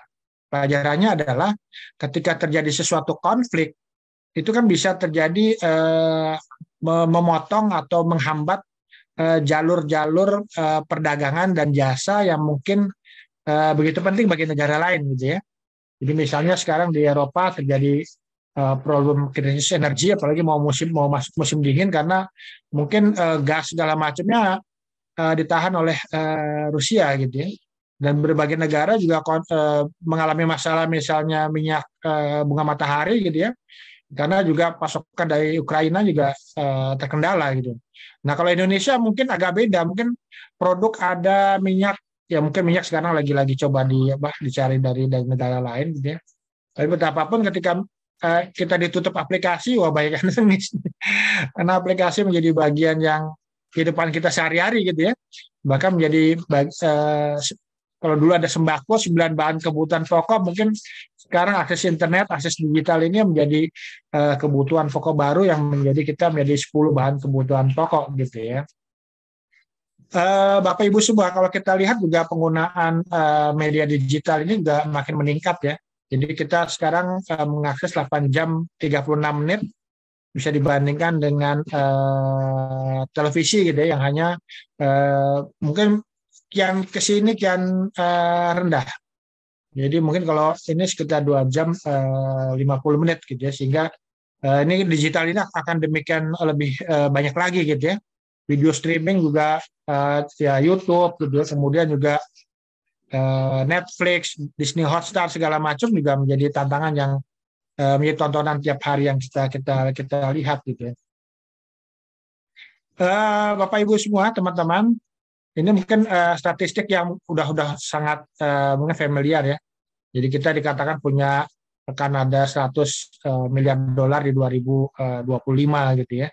Walaupun secara hitung-hitungan kita itu bisa mencapai sekitar 2.500 triliun di 2025 gitu ya. Dan 5.000 triliun di 2030 gitu. Tapi memang ini baru angka-angka aja gitu ya. Angka-angka ini kan tentu juga bagaimana kita bisa mencapainya itu yang juga butuh proses.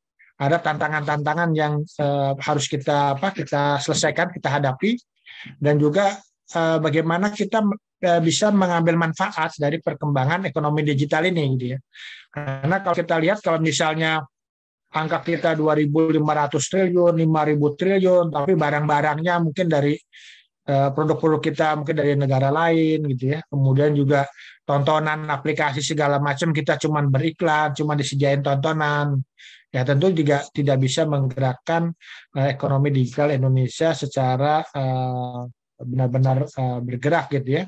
Ya mungkin kita kebagian ekonomi digital, tapi mungkin kebagian persentase yang tidak begitu besar.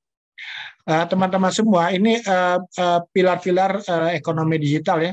Jadi kita bicara infrastrukturnya, bicara digital infrastructure, bicara environment-nya, bicara lingkungan, kemudian juga ada juga teknologinya, dan juga tentu bicara human capital development. Karena kalau bagi saya itu, saya melihat kedaulatan digital itu dua sisi gitu ya, di mana negara ini berdaulat secara digital dari negara lain, kemudian di sisi lain adalah rakyat juga memiliki kedaulatan, akan mereka mengakses internet, kemudian juga mereka bisa mendapat manfaat sebesar-besarnya dari perkembangan digital gitu ya. Itu jadi ada dua sisi yang mungkin cara pandang kita terhadap kedaulatan digital, dan ini memang faktor-faktor pendukung. Jadi tadi human capital development-nya seperti apa gitu ya.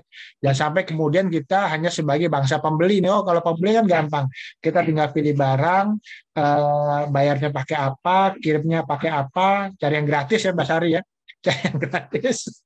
Kemudian juga kirim ke alamat mana gitu ya. Tanpa kita cobalah kita menjual produk-produk gitu ya. Kalau Thailand punya One Village One Product, mungkin kita bisa beberapa produk di tiap desa. Kita punya 77.000 desa, itu berapa produk yang bisa kita banjiri pasar nasional dengan produk kita sendiri, dan juga mungkin bisa dijual ke negara-negara lain gitu ya. Nah ini yang menjadi tantangan kita. Tadi juga sudah disampaikan Pak Nailul Huda ya. Jadi masalah infrastruktur, jadi perlu ada percepatan ini. Karena memang saat-saat ini adalah waktu yang sangat krusial ya. 2025 itu tinggal 3 tahun lagi, bahkan rasanya 2024-nya cepat ya, kita semua udah kayak besok udah mau pilpres lagi gitu. Sehingga memang ini harus ada percepatan nih, semua desa harus mendapatkan layanan internet broadband ya, ya mau 4G mau 5G gitu ya, tapi intinya adalah semua desa mendapatkan internet broadband, kemudian juga di bisnis industri melakukan transformasi digital, tapi juga kita harus bicara peningkatan produk dalam negeri. Jangan sampai kemudian produk-produk kita itu kita hanya pasar dari negara-negara lain gitu. Ketika kita tanya produknya apa, kita nggak punya. Sehingga ketika misalnya produk-produk itu dari luar negeri, yang terjadi adalah yang berkembang ekonomi digitalnya itu bukan Indonesia, tapi mungkin Cina, mungkin Amerika, mungkin Eropa gitu. Karena kita kan sebagai bangsa yang hanya bangsa pasar gitu ya. Kemudian juga tentu membangun ekosistem nih, baik dalam dan luar negeri. Kita bagaimana kita bisa mengatur regulasinya, industrinya, ekosistemnya, Tentu regulasi ini kan juga harus regulasi yang memiliki keberpihakan terhadap lokal gitu ya. Nah, kalau kita ini kan sekarang mungkin agak masih berbeda gitu, agak memberikan kesempatan yang lebih besar bagi asing ya, karpet merah untuk bangsa luar, sementara untuk bangsa sendiri kan agak susah. Untuk kita misalnya PSE kan bangsa sendiri harus bayar pajak, kemudian punya perusahaan terdaftar segala macam. Tapi ketika kita bicara PSE asing, wah ini ramai kemarin ini. Wah ini perlu kan terdaftar segala macam, jadi perdebatan gitu ya. Karena betapapun ketika kita sekarang bicara digital ini kan nanti kita juga bicara keamanan digital nih. Tadi bicara tentang digital trust gitu ya. Kenapa misalnya saya termasuk yang mendukung bahwa PSE itu harus mendaftar gitu ya. Karena kan ada beberapa hal. Yang pertama itu adalah kita sebagai pengguna menyimpan data kita di PSE.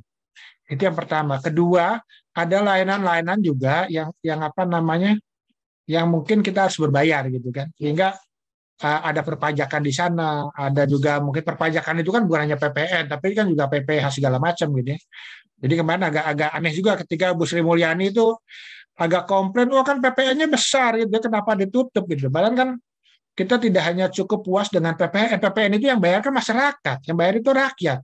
Ketika kita beli kita tambah PPN gitu. Nah kewajiban dari PSE, dari OTT itu kan mereka ada PPh juga, pajak penghasilan gitu. Jadi mereka harus bayar berbagi keuntungan yang mereka dapat dari pasar Indonesia juga dengan pemerintah. Ini kan yang harusnya dikejar. Yang nilainya juga bukan tidak mungkin, juga nilainya sangat besar. Kemudian juga tentang perlindungan data gitu ya. Nah ini juga menjadi tantangan kedaulatan kita karena betapapun, nah ini kan memang kita aneh gitu ya. Ketika kita bicara kemarin safe harbor policy yang dikeluarkan Kementerian Kominfo itu kan menyangkut bagaimana penyelenggara PSE terutama e-commerce gitu ya, ini dilepaskan dari gugatan ketika ada produk-produk yang terlarang ataupun mungkin produk-produk yang nggak benar gitu ya, yang dijual di e-commerce, agar mereka tidak diikutsertakan dalam proses hukum kan gitu kan. Kan ini nggak benar. Dalam ketentuan safe harbor policy itu adalah kita membatasi sebenarnya. Ini saya baca beberapa literatur itu adalah kita membatasi safe harbor policy itu, kita membatasi data yang ada di Indonesia tidak bisa diakses oleh orang di luar Indonesia gitu ya. Nah, ini yang mungkin perlu kita dudukan kembali nih. Kita perlu safe harbor policy, tapi bukan safe harbor policy yang melenceng dari yang dikeluarkan Kementerian Kominfo di 2018 atau 2017 gitu ya. Kemudian juga teman-teman semua, tentu kita sebagai manusia nih, sebagai masyarakat juga memiliki kedaulatan juga gitu ya. Karena kita sebagai pengguna, penggerak, kemudian juga kita juga bisa sebagai penyedia dari layanan digital. Jadi masalah kapabilitas, talenta, literasi, kemudian juga bagaimana kita didorong bisa menggunakan dan menghasilkan produk lokal ini juga harus terus didorong, dibina, dan juga mungkin juga difasilitasi gitu ya. Jadi fasilitasi itu nggak cuma mungkin senang produk Indonesia, tapi produknya apa gitu loh. Kan kita agak bingung juga nih, ketika misal produk Indonesia mana, coba tunjukkan kan gitu. Nah ini yang harus ini kita punya produk ini. Sehingga juga kita jelas kalau mau membeli produk-produk tersebut kemana, bentuknya seperti apa gitu ya, agar kita nggak salah juga. Ya kita bukan anti asing, tapi betapapun ketika kita bisa mendorong produk-produk lokal kan juga kenapa tidak gitu ya. Nah, tentu kita punya harapan juga bagi masyarakat, bagi pemerintah khususnya ya, bahwa kita memiliki perubahan cara pandang terhadap sektor digital nih. Jadi perlu keberpihakan terhadap pelaku utama ekonomi digital nih yang berasal dari lokal. Kemudian tentunya kita juga kita memang memiliki roadmap ya, tapi pengaturan dan penataan kembali landscape industri digital ini kayaknya diperlukan karena kita perlu melihat bahwa bagaimana ekonomi digital Indonesia ini bisa mensejahterakan dan juga memenangkan rakyat Indonesia di era ekonomi digital gitu.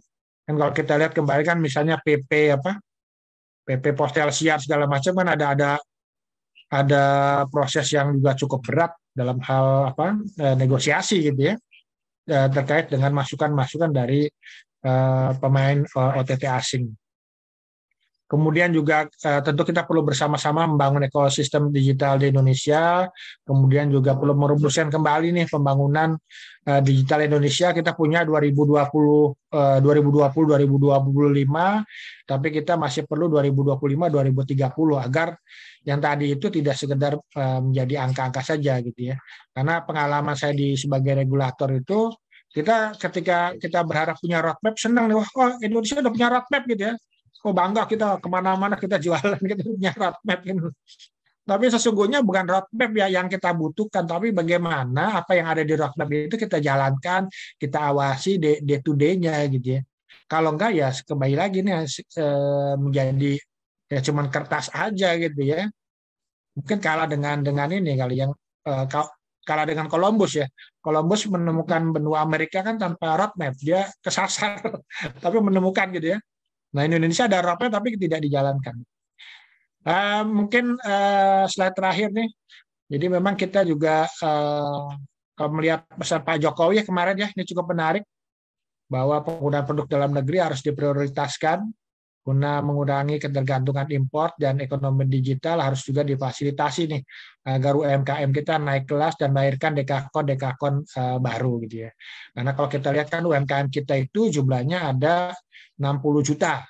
Nah, sehingga kalau 60 juta UMKM ini semua by name by address yang kita ketahui, mereka memiliki produk yang bisa dijual tidak hanya di nasional tapi juga global. Wah, Indonesia benar-benar nih tidak hanya diprediksi, diproyeksikan menjadi yang terbesar di Asia Tenggara, tapi benar-benar menjadi yang terbesar gitu. Ini menjadi harapan kita semua tentunya. Ya mungkin itu saja dari saya. Terima kasih. Assalamualaikum warahmatullahi wabarakatuh.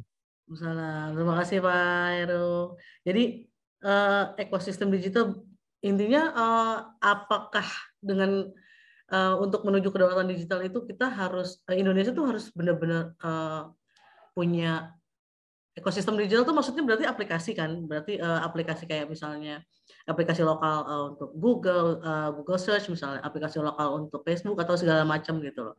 Apa dengan untuk menuju kedaulatan digital tuh kita harus punya semua itu gitu. Apa nggak bisa kita misalnya ya yang kita tahu kan warga Indonesia tuh kayak apa yang aplikasi lokal tuh kayaknya gimana ya suka malas gitu makanya Pak, kayak dulu pernah punya chat aja gitu kan yang penggantinya WhatsApp gitu, itu lokal kan kalau nggak salah tuh buatannya Telkom ya kalau nggak salah.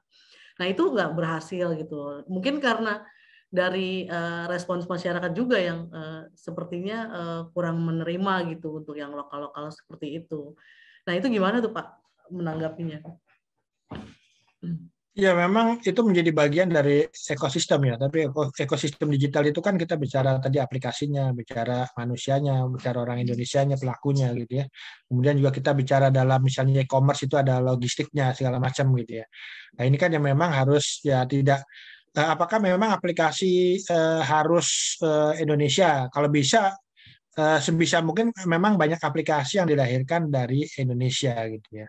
Karena betapapun kita juga harus berpikir pada satu saat mungkin kita konflik dengan negara lain gitu ya. Sehingga kemudian tadi misalnya ada masalah dengan Amerika, kemudian Facebook kita ditutup, YouTube kita ditutup gitu ya. Wah, nanti banyak yang nangis kan gitu kan. Nah, ini mungkin dari segi itu harus kita pikirkan. Setidaknya ada kompetisi lah. Nanti biarkan masyarakat yang menggunakan, tapi betapapun harus tetap didorong gitu ya. Dan kalaupun mungkin misalnya kita tidak bisa memiliki aplikasi yang setara gitu ya dengan YouTube atau apa gitu ya. Artinya bahwa kita juga harus bisa mengatur nih para pemain asing tersebut, terutama yang asing ya, untuk bisa tunduk dan mematuhi aturan yang ada di Indonesia. Kan misalnya pernah dikatakan, Facebook nih Pak, aplikasi yang mungkin paling tidak nurut terhadap regulasi yang ada di Indonesia, misal gitu kan. Nah ini kan harus ada sanksi nih. Kita kan sebagai sebuah bangsa yang berdaulat kan sebenarnya kan. Kalau misalnya menghadapi hal seperti itu aja nggak berani. Kayak kemarin juga kita rame nih. Bagaimana kita kemudian terkait dengan pendaftaran PSE diblokir, nggak diblokir gitu kan. Sebenarnya kan untuk kebaikan bersama kan, itu kan yang harus cara kita berkomunikasi pada masyarakat, menyampaikan bahwa di dunia ini dikembangkan digital trust saat ini, karena masyarakat menaruh data di penyelenggara sistem elektronik. Kita juga ada juga yang membayar uang gitu ya, sehingga kan masalah aturan-aturan yang ada di Indonesia juga harus diikuti gitu ya. Ya mungkin sebenarnya kalau pelajaran berharga mungkin dari Cina juga kita bisa belajar ya. Cina dengan WeChat segala macam, semua ekonomi dijalankan dari sana gitu. Dia nggak ya ibaratnya kayak nggak peduli Facebook, nggak peduli Google atau apa gitu. Walaupun udah masih sebagian ada yang pakai, tapi ya artinya bahwa ya mereka benar-benar punya kedaulatan gitu. Jadi kalau misalnya Google tidak mau hadir di Cina, atau mungkin Facebook nggak mau hadir di Cina, ya mungkin kata orang Cina emang gue pikirin kan gitu. Nah ini yang mungkin suatu saat kita harus bisa berkata seperti itu gitu ya, bahwa emang gue pikirin, kita masih banyak aplikasi kok. Nah ini kan sekarang kan belum ke sana gitu ya. Nah, kenapa Indonesia belum bisa kayak Cina gitu, Pak? Ya, berarti Cina udah berdaulat secara digital, bisa dibilang gitu ya, Pak ya? Ya secara umum iya, kalau Cina salah satu negara yang cukup berdaulat sebenarnya.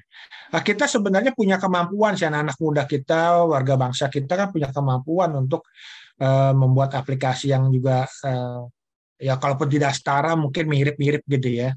Kan cuman kan memang kan arahan dari pemerintahnya kan seolah-olah orang belum mau maju, nggak usah gitu kan seperti itu gitu ya. Sehingga juga orang nggak semangat untuk kemudian bisa mengembangkan gitu ya. Kalaupun misalnya ada ya kekurangan dalam proses sih wajar sih sebenarnya, karena kan biasanya aplikasi itu kan untuk matang itu mungkin butuh butuh banyak pengguna, sehingga penggunanya mungkin juga bisa memberikan saran atau apa. Dan memang sih biasanya persoalan masyarakat enggan beralih itu karena kebiasaan aja gitu. Kayak kita kan misal biasa HP yang satu, ketika kita pindah ke HP yang lainnya, aduh ini gimana? Kayak sebenarnya nggak bisa gitu. Padahal ketika kita pelajari 1-2 hari, ya mau dari iPhone ke Android ke iPhone segala macam, ya sebenarnya konsepnya sama sebenarnya gitu.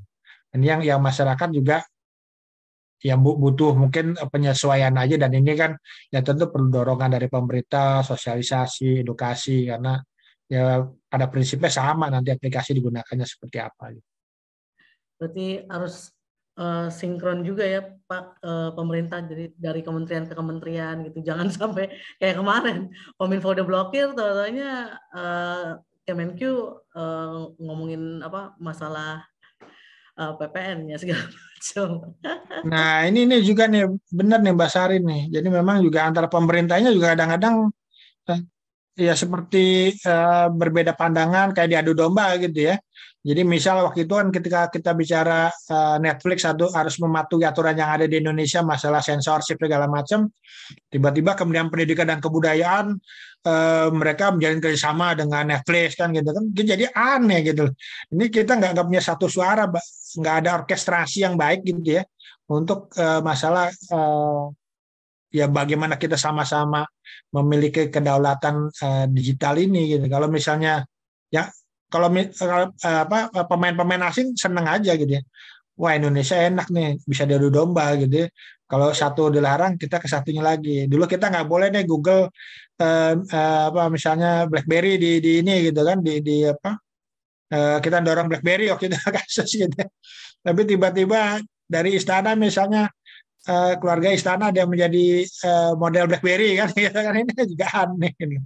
Jadi itu mungkin ya menjadi tantangan Indonesia lah gitu ya, agar ya kita satu suara harusnya ya. Kayaknya Pak Nailo udah mau itu nih komentar soal Kisruh Kemenko dan Kominfo. Gimana Pak Nailo? Kira-kira apa Indonesia benar-benar butuh ekosistem lokal sendiri gitu loh untuk bisa berdaulat, terus dari pemerintahnya sendiri bener nggak sih sesinkron itu Pak? Iya, iya. Ini yang menarik juga ya. Tadi setuju banget sama Pak Heru gitu kan, bahwa ya ini kalau kita lihat pemerintah ini kadang kurang duduk bareng gitu kan, kadang kurang ngopi bareng gitu kan Mbak. bahasa santainya gitu kan ya. Ini Mungkin antara kalau Kominfo ngopinya di Kopi Kenangan, Kemenku kopinya di Janji Jiwa gitu, jadi beda. iya. Iya, Mbak. Jadi kadang kurang ngopi bareng gitu kan ya. Bahkan kalau beberapa aplikasi kan sebenarnya kan sudah terdaftar ya di beberapa instansi gitu kan. Dan memang langkah yang paling awal seharusnya itu adalah sinkronisasi data gitu kan ya. Sinkronisasi data antara yang dimiliki sama instansi lain sama Kominfo nih gitu kan. Nah, ini yang sebenarnya yang nggak dijelasin kan memang step-stepnya, apa sih step-step yang harus dilakukan oleh Kominfo dalam hal untuk pendaftaran PSE ini gitu kan. Dan memang sebagian kalau kita lihat ada datanya di instansi lain, contohnya Steam ya. Steam kemudian beberapa gitu kan yang memang sudah terdaftar di sebagai pemungut PPN gitu ya. Ini justru pemerintah nampaknya kok nggak ada datanya lagi gitu kan, kok dia belum mendaftar, kok dia dikatakan di blok gitu kan dan sebagainya gitu. Nah ini kayaknya sih kurang ngobrol aja gitu kan antara Pak Joni sama Bu Ani gitu kan. Mungkin kalau di rapat kabinet duduknya jauh-jauhan gitu kan. Jadi nggak tahu ini datanya ada nggak gini gitu kan. Nah itu yang seharusnya diawali terlebih dahulu bahwa ada mekanisme sinkronisasi data gitu kan. Nah yang kedua adalah sebenarnya kalau kita lihat sebenarnya kan apa yang disampaikan oleh Bu Devi kebetulan beberapa waktu yang lalu sempat satu panel sama beliau juga itu bahwa mimpi Indonesia ini kan sangat tinggi sekali gitu ya. Kita nggak masalah mimpi Indonesia itu bisa menciptakan metaverse gitu. Kemudian ada digital printing gitu kan dan sebagainya gitu. Namun yang saya rasa yang terpenting terlebih dahulu adalah bagaimana memastikan bahwa teknologi itu bisa dinikmati oleh semua masyarakat dan kemudian bolehlah bermimpi kita menciptakan metaverse, kemudian berbagai teknologi lainnya, dan yang dukcapil menggunakan metaverse untuk istilahnya adalah melayani penduduk gitu kan. Tapi di satu sisi layanan kita ektp aja masih difotokopi gitu kan. Masalah aku seperti itu kan. Tidak ada sinkronisasi data yang sangat hal terkecil sekali gitu kan. Kita untuk mengurus BPJS di rumah sakit, untuk kita menginap saja, itu perlu fotokopi BPJS, fotokopi KK, fotokopi EKTP, dan sebagainya gitu kan. Mungkin juga untung nggak dimintai pas foto gitu ya. Nah ini yang saya rasa hal-hal yang kecil seperti inilah yang seharusnya dimulai oleh pemerintah gitu. Jangan ya kita nggak apa-apa, pemerintah punya ide yang besar mengenai metaverse dan sebagainya. Namun yang sering saya katakan itu harus dimulai dari hal yang terkecil. Masalah EKTP, masalah kependudukan kita itu belum terselesaikan dan janganlah kita ngomongin metaverse yang terlalu muluk-muluk gitu. Ya nggak apa-apa kita bermimpi gitu, tapi harus diselesaikan juga masalah-masalah yang terkecil mulai dari EKTP itu misalnya. Berarti setuju dong kalau misalnya kita harus mencontoh apa yang dilakukan pemerintah Cina gitu untuk bisa berdaulat secara digital. Tapi Cina represif loh Pak. Iya. Harus dipecutin dulu warganya. Ya, nah ini juga salah satu ini juga sih Mbak. Kemarin tuh Bu Devi juga bilang bahwa termasuk Pak ini ya, Pak Samuel, Pak Sam itu bilang bangsa kita bisa, bangsa kita mampu gitu kan. Tapi masalahnya adalah ketika kita lihat data, ternyata datanya nggak menyebutkan hal yang demikian gitu kan. Bahkan kita tadi yang seperti tadi saya sampaikan, untuk kemampuan knowledge dari masyarakat kita mengenai digital skill itu relatif rendah dibandingkan dengan negara lain gitu kan. Proporsi penduduknya juga lebih rendah dan sebagainya gitu kan, yang saya rasa itu jadi membuka mata kita gitu kan, bahwa apa yang digaungkan sama Pak Semi, kemudian termasuk Budiman Sujatmiko yang mau mendirikan bukit algoritma yang sampai sekarang jadi bukit saja, algoritmanya ketinggalan gitu kan. Ini yang jadi masalah PR bagi kita semua gitu kan, bahwa SDM kita apakah siap gitu. Itu pertanyaan sih ke pemerintah. Tadi sebenarnya belum dijawab, jadi gimana Pak kalau Cina? Belajar dari Cina? Yang enggak, kita Kita ambil yang baik-baiknya saja dari Cina, jangan ambil represifnya gitu kan. Berarti saya tanya ke Pak Heru nih. Tadi kan dia yang ngomongin tuh mesti ingin ke Cina. Gimana Pak Heru? Belajar dari Cina tapi Cina represif nih Pak. Nah itu nggak, maksud dalam konteksnya adalah kita memiliki kedaulatan digital, dalam arti kita tidak bergantung pada negara lain. Kalau misalnya represif atau tidak kan itu konteks politik kan gitu. Kita berharap bahwa yang dilakukan terkait dengan memiliki aplikasi-aplikasi lokal yang digunakan oleh banyak masyarakat Indonesia itu yang kita dorong. Gitu. Jadi bukan masalah represifnya gitu ya. Jadi memang ini agak-agak berbeda. Tapi memang ketika pemerintah menyampaikan rencana untuk pendaftaran PSP, sebenarnya kan kasusnya atau isunya tidak hanya berhenti di situ, karena kalau kita lihat kan banyak juga keberatan-keberatan dari para aktivis gitu ya, terkait pemerintah nanti jangan-jangan main blokir, main tutup aja nih gitu kan. Nah, ini yang juga harus menjadi concern bahwa kita harus meyakinkan dan mengawal bersama itu tidak terjadi. Nah ini kan harus ada perubahan. Kalau dulu itu kan di dalam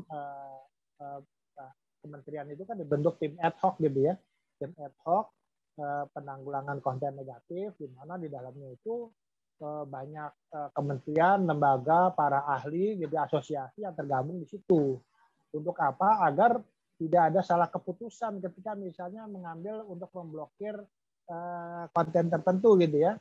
Kayak misal konten terorisme kan tidak punya kewenangan dan tidak punya keahlian kan Kominfo untuk menentukan ini konten ini mengandung terorisme atau tidak kan gitu ya. Kemudian juga hal-hal lainnya misal masalah money laundering segala macam kan nggak punya kemampuan ke sana. Termasuk juga perlu melibatkan ini tokoh-tokoh masyarakat, aktivis gitu ya, agar nggak kemudian serta-merta seolah-olah mungkin sekarang ada kesan bahwa misalnya situs-situs yang mungkin juga karena kita terbelah pro kiri pro kanan, ini yang pro kanan, ini yang pro kiri ya, ini kan harus ada orang yang benar-benar bisa memotret dari segala sisi bahwa ketika keputusan misalnya diblokir, di take down, itu keputusan yang akuntabel gitu ya, dilakukan secara transparan gitu kan, sehingga juga masyarakat trust juga kepada pemerintah kan gitu. Nah selama ini kan trust itu agak-agak meragukan, termasuk misalnya ketika penanganan kebocoran data yang ada di berbagai layanan gitu ya, apakah di e-commerce, termasuk juga di situs-situs pemerintahan kan gitu kan. Dan kita tidak tahu nih akhirnya seperti apa sih gitu ya. Oh ini bocor di e-commerce ini, ya mungkin pernah di beberapa e-commerce kan gitu kan. Termasuk juga mungkin pernah Peduli Lindungi juga, kenapa sertifikat Pak Jokowi tersebar, atau pernah di Bank Indonesia segala macam. Tapi kan kita nggak tahu ini sanksinya apa, kemudian apa upayanya untuk menutupi kebocoran tersebut gitu ya. Karena ketika data ini bocor, kedaulatan kita sebagai masyarakat juga nggak berdaulat. Gitu. Nah ini yang juga perlu menjadi pelajaran bahwa masalah misalnya data ini juga harus dilakukan secara lebih baik. Kemudian juga tentunya adalah ya ada kejelasan transparansi pada masyarakat, kenapa ini terjadi, langkah antisipasinya ke depan seperti apa agar tidak terulang kembali, sanksinya apa kan gitu kan. Berarti intinya kurang komunikasi ya Pak? Nah, kalau saya melihat ya tadi kalau Pak Nailul sudah mengatakan kurang ngopi, ya mungkin cara berkomunikasi pada publiknya gitu ya. Walaupun tidak juru bicara segala macam, tapi mungkin ya perlu ada perbaikan lah agar, karena kan persoalan digital itu bukan hanya persoalan non teknis gitu, tapi ada juga hal-hal teknis yang tidak bisa disampaikan oleh orang-orang yang non teknis, atau juga ada hal-hal yang non teknis yang tidak bisa disampaikan oleh orang-orang teknis. Jadi orang yang perlu menyampaikannya perlu punya kemampuan teknis dan non teknis agar masyarakat itu bisa secara mudah untuk memahami. Halo, suara mendem Pak? Halo ya. Ya oke. Berarti Humas Kominfo harusnya diambil dari yang praktisi publik ya Pak. Agensi-agensi gitu Pak. Misalnya. Kita pernah punya Pak Gatot Dewa Broto ya, walaupun beliau Nah iya itu bagus tuh dia. Kok saya jadi bisa mengerti hal-hal teknis, ya, kita support juga sih waktu itu. Jadi iya benar. Oh ini gitu ya. Jadi kan kadang-kadang yang sulit itu adalah membahasakan hal-hal teknis pada masyarakat yang awam hal-hal teknis. Iya, oke. Ya Pak, ini ada pertanyaan dari teman-teman nih Pak. Kita mulai dulu dari Fauzan Merdeka.com ke Mas Nailul. Mana dulu yang harus dilakukan untuk diselesaikan? Infrastruktur, SDM, usage, atau RUU PDP? Apakah ketika RUU PDP sudah disahkan, persoalan kedaulatan digital sudah selesai? Iya, Mbak Sari, makasih Mas Fauzan untuk pertanyaannya. Di mungkin yang tadi seperti saya sampaikan harus berjalan paralel gitu ya antara infrastruktur, sumber daya manusia, sama penggunaan dari ekonomi digital, termasuk juga dalam kita juga mengajar pemerintah ini untuk segera sama parlemen ya untuk mengesahkan RUU PDP gitu kan, karena RUU PDP ini ya bisa dibilang salah satu elemen gitu kan dalam hal untuk perlindungan data pribadi gitu kan, bahwa ketika perlindungan data pribadi ini disahkan, orang semakin aman, semakin nyaman dalam mengkonsumsi ekonomi digital gitu kan. Nah, ketika disahkan pun sebenarnya kedaulatan digital dalam hal perlindungan data pribadi mungkin sudah menunjukkan ya perbaikan gitulah ya. Tapi sekali lagi kalau saya melihat kedaulatan digital itu bukan cuma dari perlindungan data pribadi tapi secara holistik. Ada di situ adalah penurunan kesenjangan digital yang dilihat dari infrastruktur, sumber daya manusia, sama usage-nya juga gitu. Bukan cuma mengenai peraturan ya, kan peraturan perundangan kan, tapi infrastruktur, SDM, sama usage ini kita dorong sebenarnya itu segera diselesaikan agar kedaulatan digital di Indonesia itu tercapai dengan salah satu tujuannya adalah inklusivitasnya. Dan kita tekankan inklusivitas ini penting agar kue ekonomi digital yang sangat besar itu dinikmati oleh seluruh lapisan masyarakat. Itu Oke. Siap. Oke, ini buat Pak Heru ada yang lanjutin yang RUU PDP buat Pak Heru nih kayaknya ada yang japri saya. Lebih penting mana Pak? Sebelumnya kan Kominfo juga udah bikin tuh pusat data nasional. Nah itu mana yang lebih didahulukan sebenarnya atau lebih penting mana? RUU PDP atau pusat data nasional Pak? Iya Pak, dibuat dan sudah memiliki gitu ya. Kan kita termasuk negara yang belum memiliki bagaimana data pribadi ini diperkuat secara undang-undang gitu ya. Ini mungkin di satu sisi, tapi di sisi lain juga tentu memang ada kecenderungan bahwa data-data itu harus ditempatkan di dalam negeri. Kalau saya melihat sih pusat data itu, semua data itu harus ditempatkan di dalam negeri. Apakah itu pemerintah, apakah itu mungkin yang e-commerce besar, atau mungkin fintech besar gitu ya. Sehingga ada pengawasan segala macam gitu. Dan ya perlu dihitung kembali apakah pusat data ini kita memerlukan sedemikian banyak atau mungkin kurang gitu kan. Karena betapapun ya tentunya perlu juga pusat data nasional. Karena saat ini kan juga banyak kementerian lembaga yang memiliki data sendiri sehingga tidak efisien karena begitu banyak pusat data gitu ya. Dan tujuannya apa gitu. Kalau saya melihat mungkin tujuannya untuk melebur semua aplikasi pemerintah yang adanya menjadi aplikasi yang lebih gampang diakses atau menjadi satu gitu, itu bisa juga gitu ya. Dan kalau di pelajaran dari Australia itu kalau mereka punya satu pusat data nasional sebenarnya. Waktu itu sempat kita melakukan studi banding ke Australia, mereka punya satu pusat data nasional, tapi mereka memiliki backup di satu tempat. Jadi ada satu nasional, ada satu backup, dan harus dipikirkan ketika backup dan juga yang mainnya itu rusak, sehingga mereka datanya terdistributed gitu. Jadi memang kita juga perlu memikirkan ada distributed data, kemudian juga national data, dan juga backup national data. Sebenarnya seperti itu konsepnya harusnya. Oke, DRC maksudnya Pak ya? Data Recovery Center ya Pak? Betul. ada data center, ada data recovery center. Kalau misalnya data center dan data recovery centernya ini problem, kita datanya itu harus bisa didistribusikan atau tetap dipegang oleh, kalau di Indonesia mungkin ada berapa pulau besar gitu, data di Sumatera, di Jawa, segala macam tetap ada gitu. Jangan sampai kita nanti menggantungkan pada data pusat data recovery center, dua-duanya mati, kita kehilangan data semua gitu. Ini harus dipikirkannya jauh ke sana. Jadi tadi aku belum itu Pak, belum dapat ininya, maksudnya tadi pertama kayaknya suaranya hilang. Jadi intinya RUPDP dulu atau pusat data dulu Pak? Ya sebenarnya bisa dibangun berbareng. Nah, kalau saya melihat. Suaranya hilang-hilang ya Pak? Halo. Suaranya hilang-hilang. Lagi geser kali, mungkin lagi cari sinyal di Belanda. Masih 3G apa Pak? Coba kita ke Pak Nailul dulu kali untuk pertanyaan kedua nih Pak.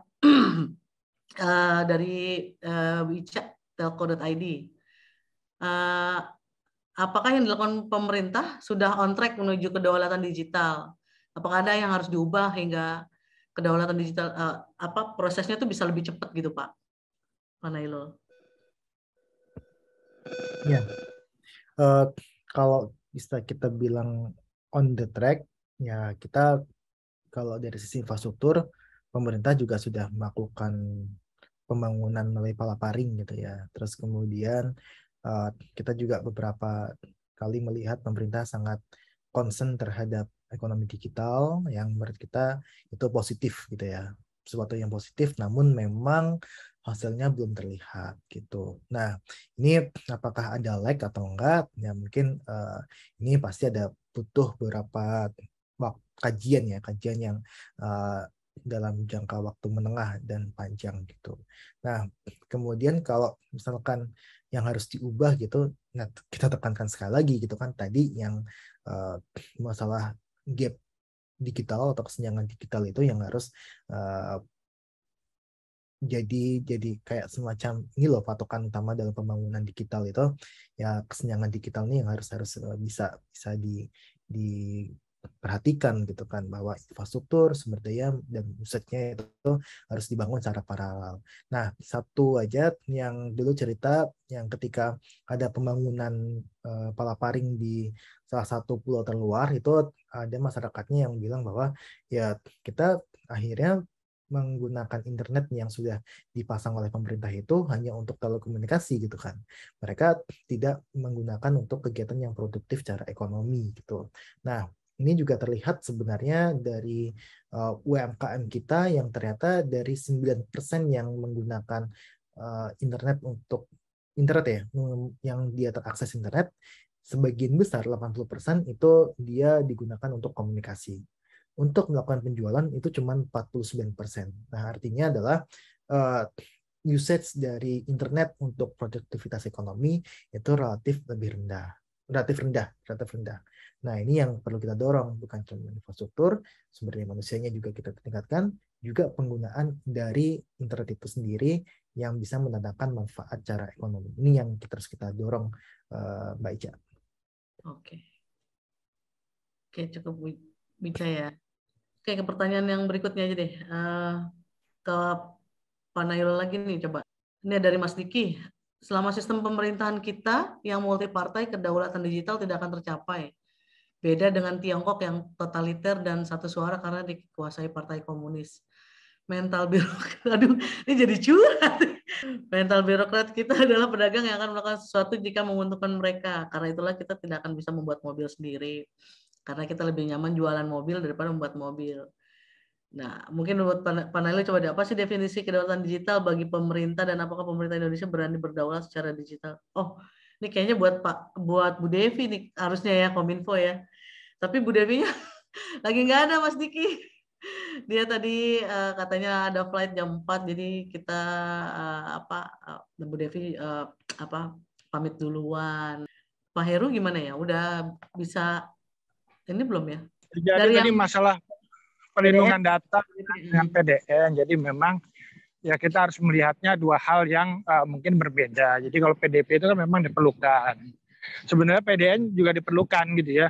Tapi bisa dijalankan berbarengan atau mungkin series gitu ya. Tapi kalau saya melihat PDN-nya mungkin perlu diperdalam kembali. Apakah konsep misalnya membangun 4 sekaligus ini memang seperti itu. Karena kalau dari pengalaman di banyak negara, itu kita memiliki PDN, kemudian juga recovery center-nya gitu ya. Tapi juga di tiap-tiap wilayah itu memiliki distributed data gitu loh. Jadi kalau misalnya PDN itu terkendala, data recovery-nya terkendala, kita tetap bisa menjalankan layanan-layanan gitu ya. Itu aja mungkin. Oke, berarti butuh banyak dong Pak ya PDN pusat datanya Pak? Atau cukup se-4 itu aja? Ya minimal 2, dan juga di tiap-tiap pulau besar itu ada 1 gitu loh. Sebenarnya kan konsepnya gitu ya. 2 itu yang besarnya gitu ya, yang ya 2 itu nasional dan recovery center-nya. Sementara kalau nanti misalnya dua pusat data itu yang recovery dan pusat datanya, ya kan kita nggak tahu tiba-tiba dua-duanya diserang gitu ya. Kita tetap data-data regionalnya tetap ada gitu. DRC-nya oke. Ini Pak ada pertanyaan dari Bu Ica Pak. Tadi ditanyain ke Mas Nailul juga. Apakah yang dilakukan oleh pemerintah udah on track Pak menuju kedaulatan digital? Apakah ada yang harus diubah atau yang nggak sesuai gitu Pak? Kalau saya melihat ya masih banyak PR besar yang harus dikerjakan ya. Tadi masalah infrastrukturnya, masalah masyarakat juga harus diberdayakan di digitalnya gitu ya. Kemudian juga produk-produk nasional harus dikembangkan, aplikasi nasional juga harus dikembangkan gitu loh. Jadi PR-nya masih banyak sebenarnya. Tapi udah on track? Ada yang on track, tapi ada juga yang harus diluruskan. Tadi masalah tadi kalau misal tadi kita bicara safe harbor policy gitu ya, itu kan nggak on track, melenceng, itu salah. Sehingga ini harus dicabut, diganti bahwa kita ada batasan untuk berbagi data gitu ya. Mungkin data with trust atau apa gitu kan. Tapi itu udah kadung keluar kan, itu harus dicabut segera itu. Ada lagi dari Mas Wahyu nih Pak. Kan tadi udah ada mungkin diterap contoh negara gitu Cina gitu. Tapi ada lagi nggak sih Pak? Tadi kan katanya kan kalau Cina kan terlalu mungkin karena dia represif itu negaranya gitu. Atau mungkin Eropa gitu Pak yang bisa tegas. Negara lain yang bisa patut dicontoh gitu Pak untuk kedaulatan digitalnya? Ya, negara-negara lain juga sekarang ini kan juga udah mulai tegas ya. Misalnya pada Google ya. Kan kita masih agak lembek ya pada Google ya. Di beberapa negara Eropa ini kan mereka majukan sanksi-sanksi penalti gitu. Dan penaltinya bukan kecil tapi triliunan kan gitu kan. Nah, ini kan menjadi bagian dari bahwa mereka tuh bukan hanya pasar gitu ya. Tapi juga ya ada ekonomi berbagi lah. Nah, Indonesia kan waktu itu kan juga sempat ramai tuh triliunan katanya pajak Google, tapi nggak tahu tuh dealnya berapa. Sehingga juga menjadi pertanyaan publik juga nih. Realnya berapa sih misalnya pajak Google kan gitu kan, misal gitu. Nah, ini yang banyak dilakukan seperti itu. Oke, misalnya kita tidak bisa memiliki aplikasi sendiri, ya kita bisa mengatur mereka gitu loh. Oke, berarti itu pertanyaan dari teman-teman yang terakhir. Kita udah sampai ke ujung acara, tapi nggak afdol nih Pak kalau misalnya kita nggak minta dari Pak Heru sama Pak Nailul mungkin ada closing remarks gitu Pak, dari Pak Heru mungkin dari pemerintah solusinya apa segala macam gitu, mungkin boleh dikasih Pak dari Pak Heru dulu untuk closingnya Pak. Ya, kalau saya melihat bahwa kedaulatan digital di Indonesia harus dibangun gitu ya, dan memang ini harus dibangun bersama-sama, tidak bisa kemudian di satu sisi saja pemerintah merasa paling tahu, paling benar, paling bisa mengatur gitu ya, tapi melibatkan semua stakeholders gitu loh. Dan juga ketika kita berbicara kedaulatan digital, ini bukan hanya kedaulatan digital negara, tapi juga masyarakat gitu ya, masyarakat sehingga perlu diliterasi, diedukasi. Kemudian juga pemerintah juga harus memiliki ketegasan, tadi juga harus koordinasi dengan kementerian lembaga lain gitu ya, untuk bagaimana sama-sama kita satu suara nih, bahwa Indonesia ini harus berdaulat sebagai bangsa di era digital yang mengglobal ini gitu. Itu aja mungkin Mbak Sari. Siap, terima kasih Pak Heru. Untuk Pak Terima Nailul. kasih. Pak Nailul boleh statement closing-nya. Halo Pak. Halo Mbak, maaf Mbak ya, ini sambil di jalan ya. Nggak apa-apa, nggak apa-apa. Ya, jadi kalau saya pribadi sebenarnya sama setuju sama Pak Heru, itu kedaulatan digital harus kita kejar, dan caranya itu bisa masing-masing, gitu kan. Pemerintah juga bisa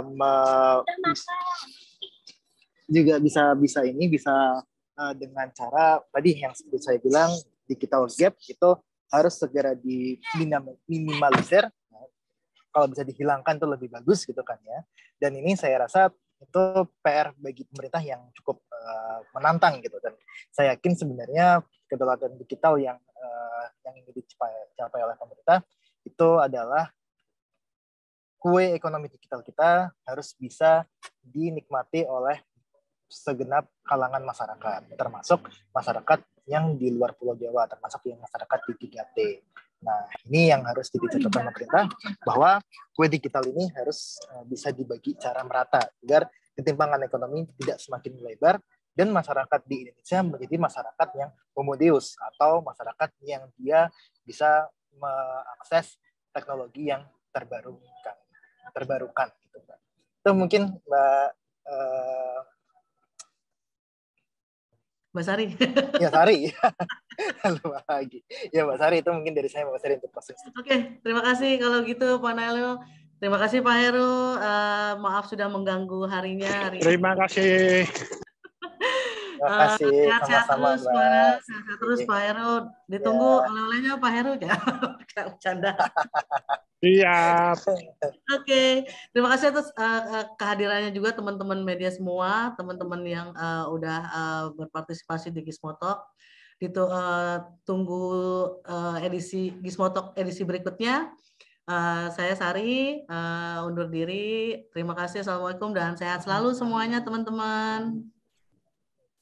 Sehat selalu juga Mbak Sari. Terima kasih semuanya.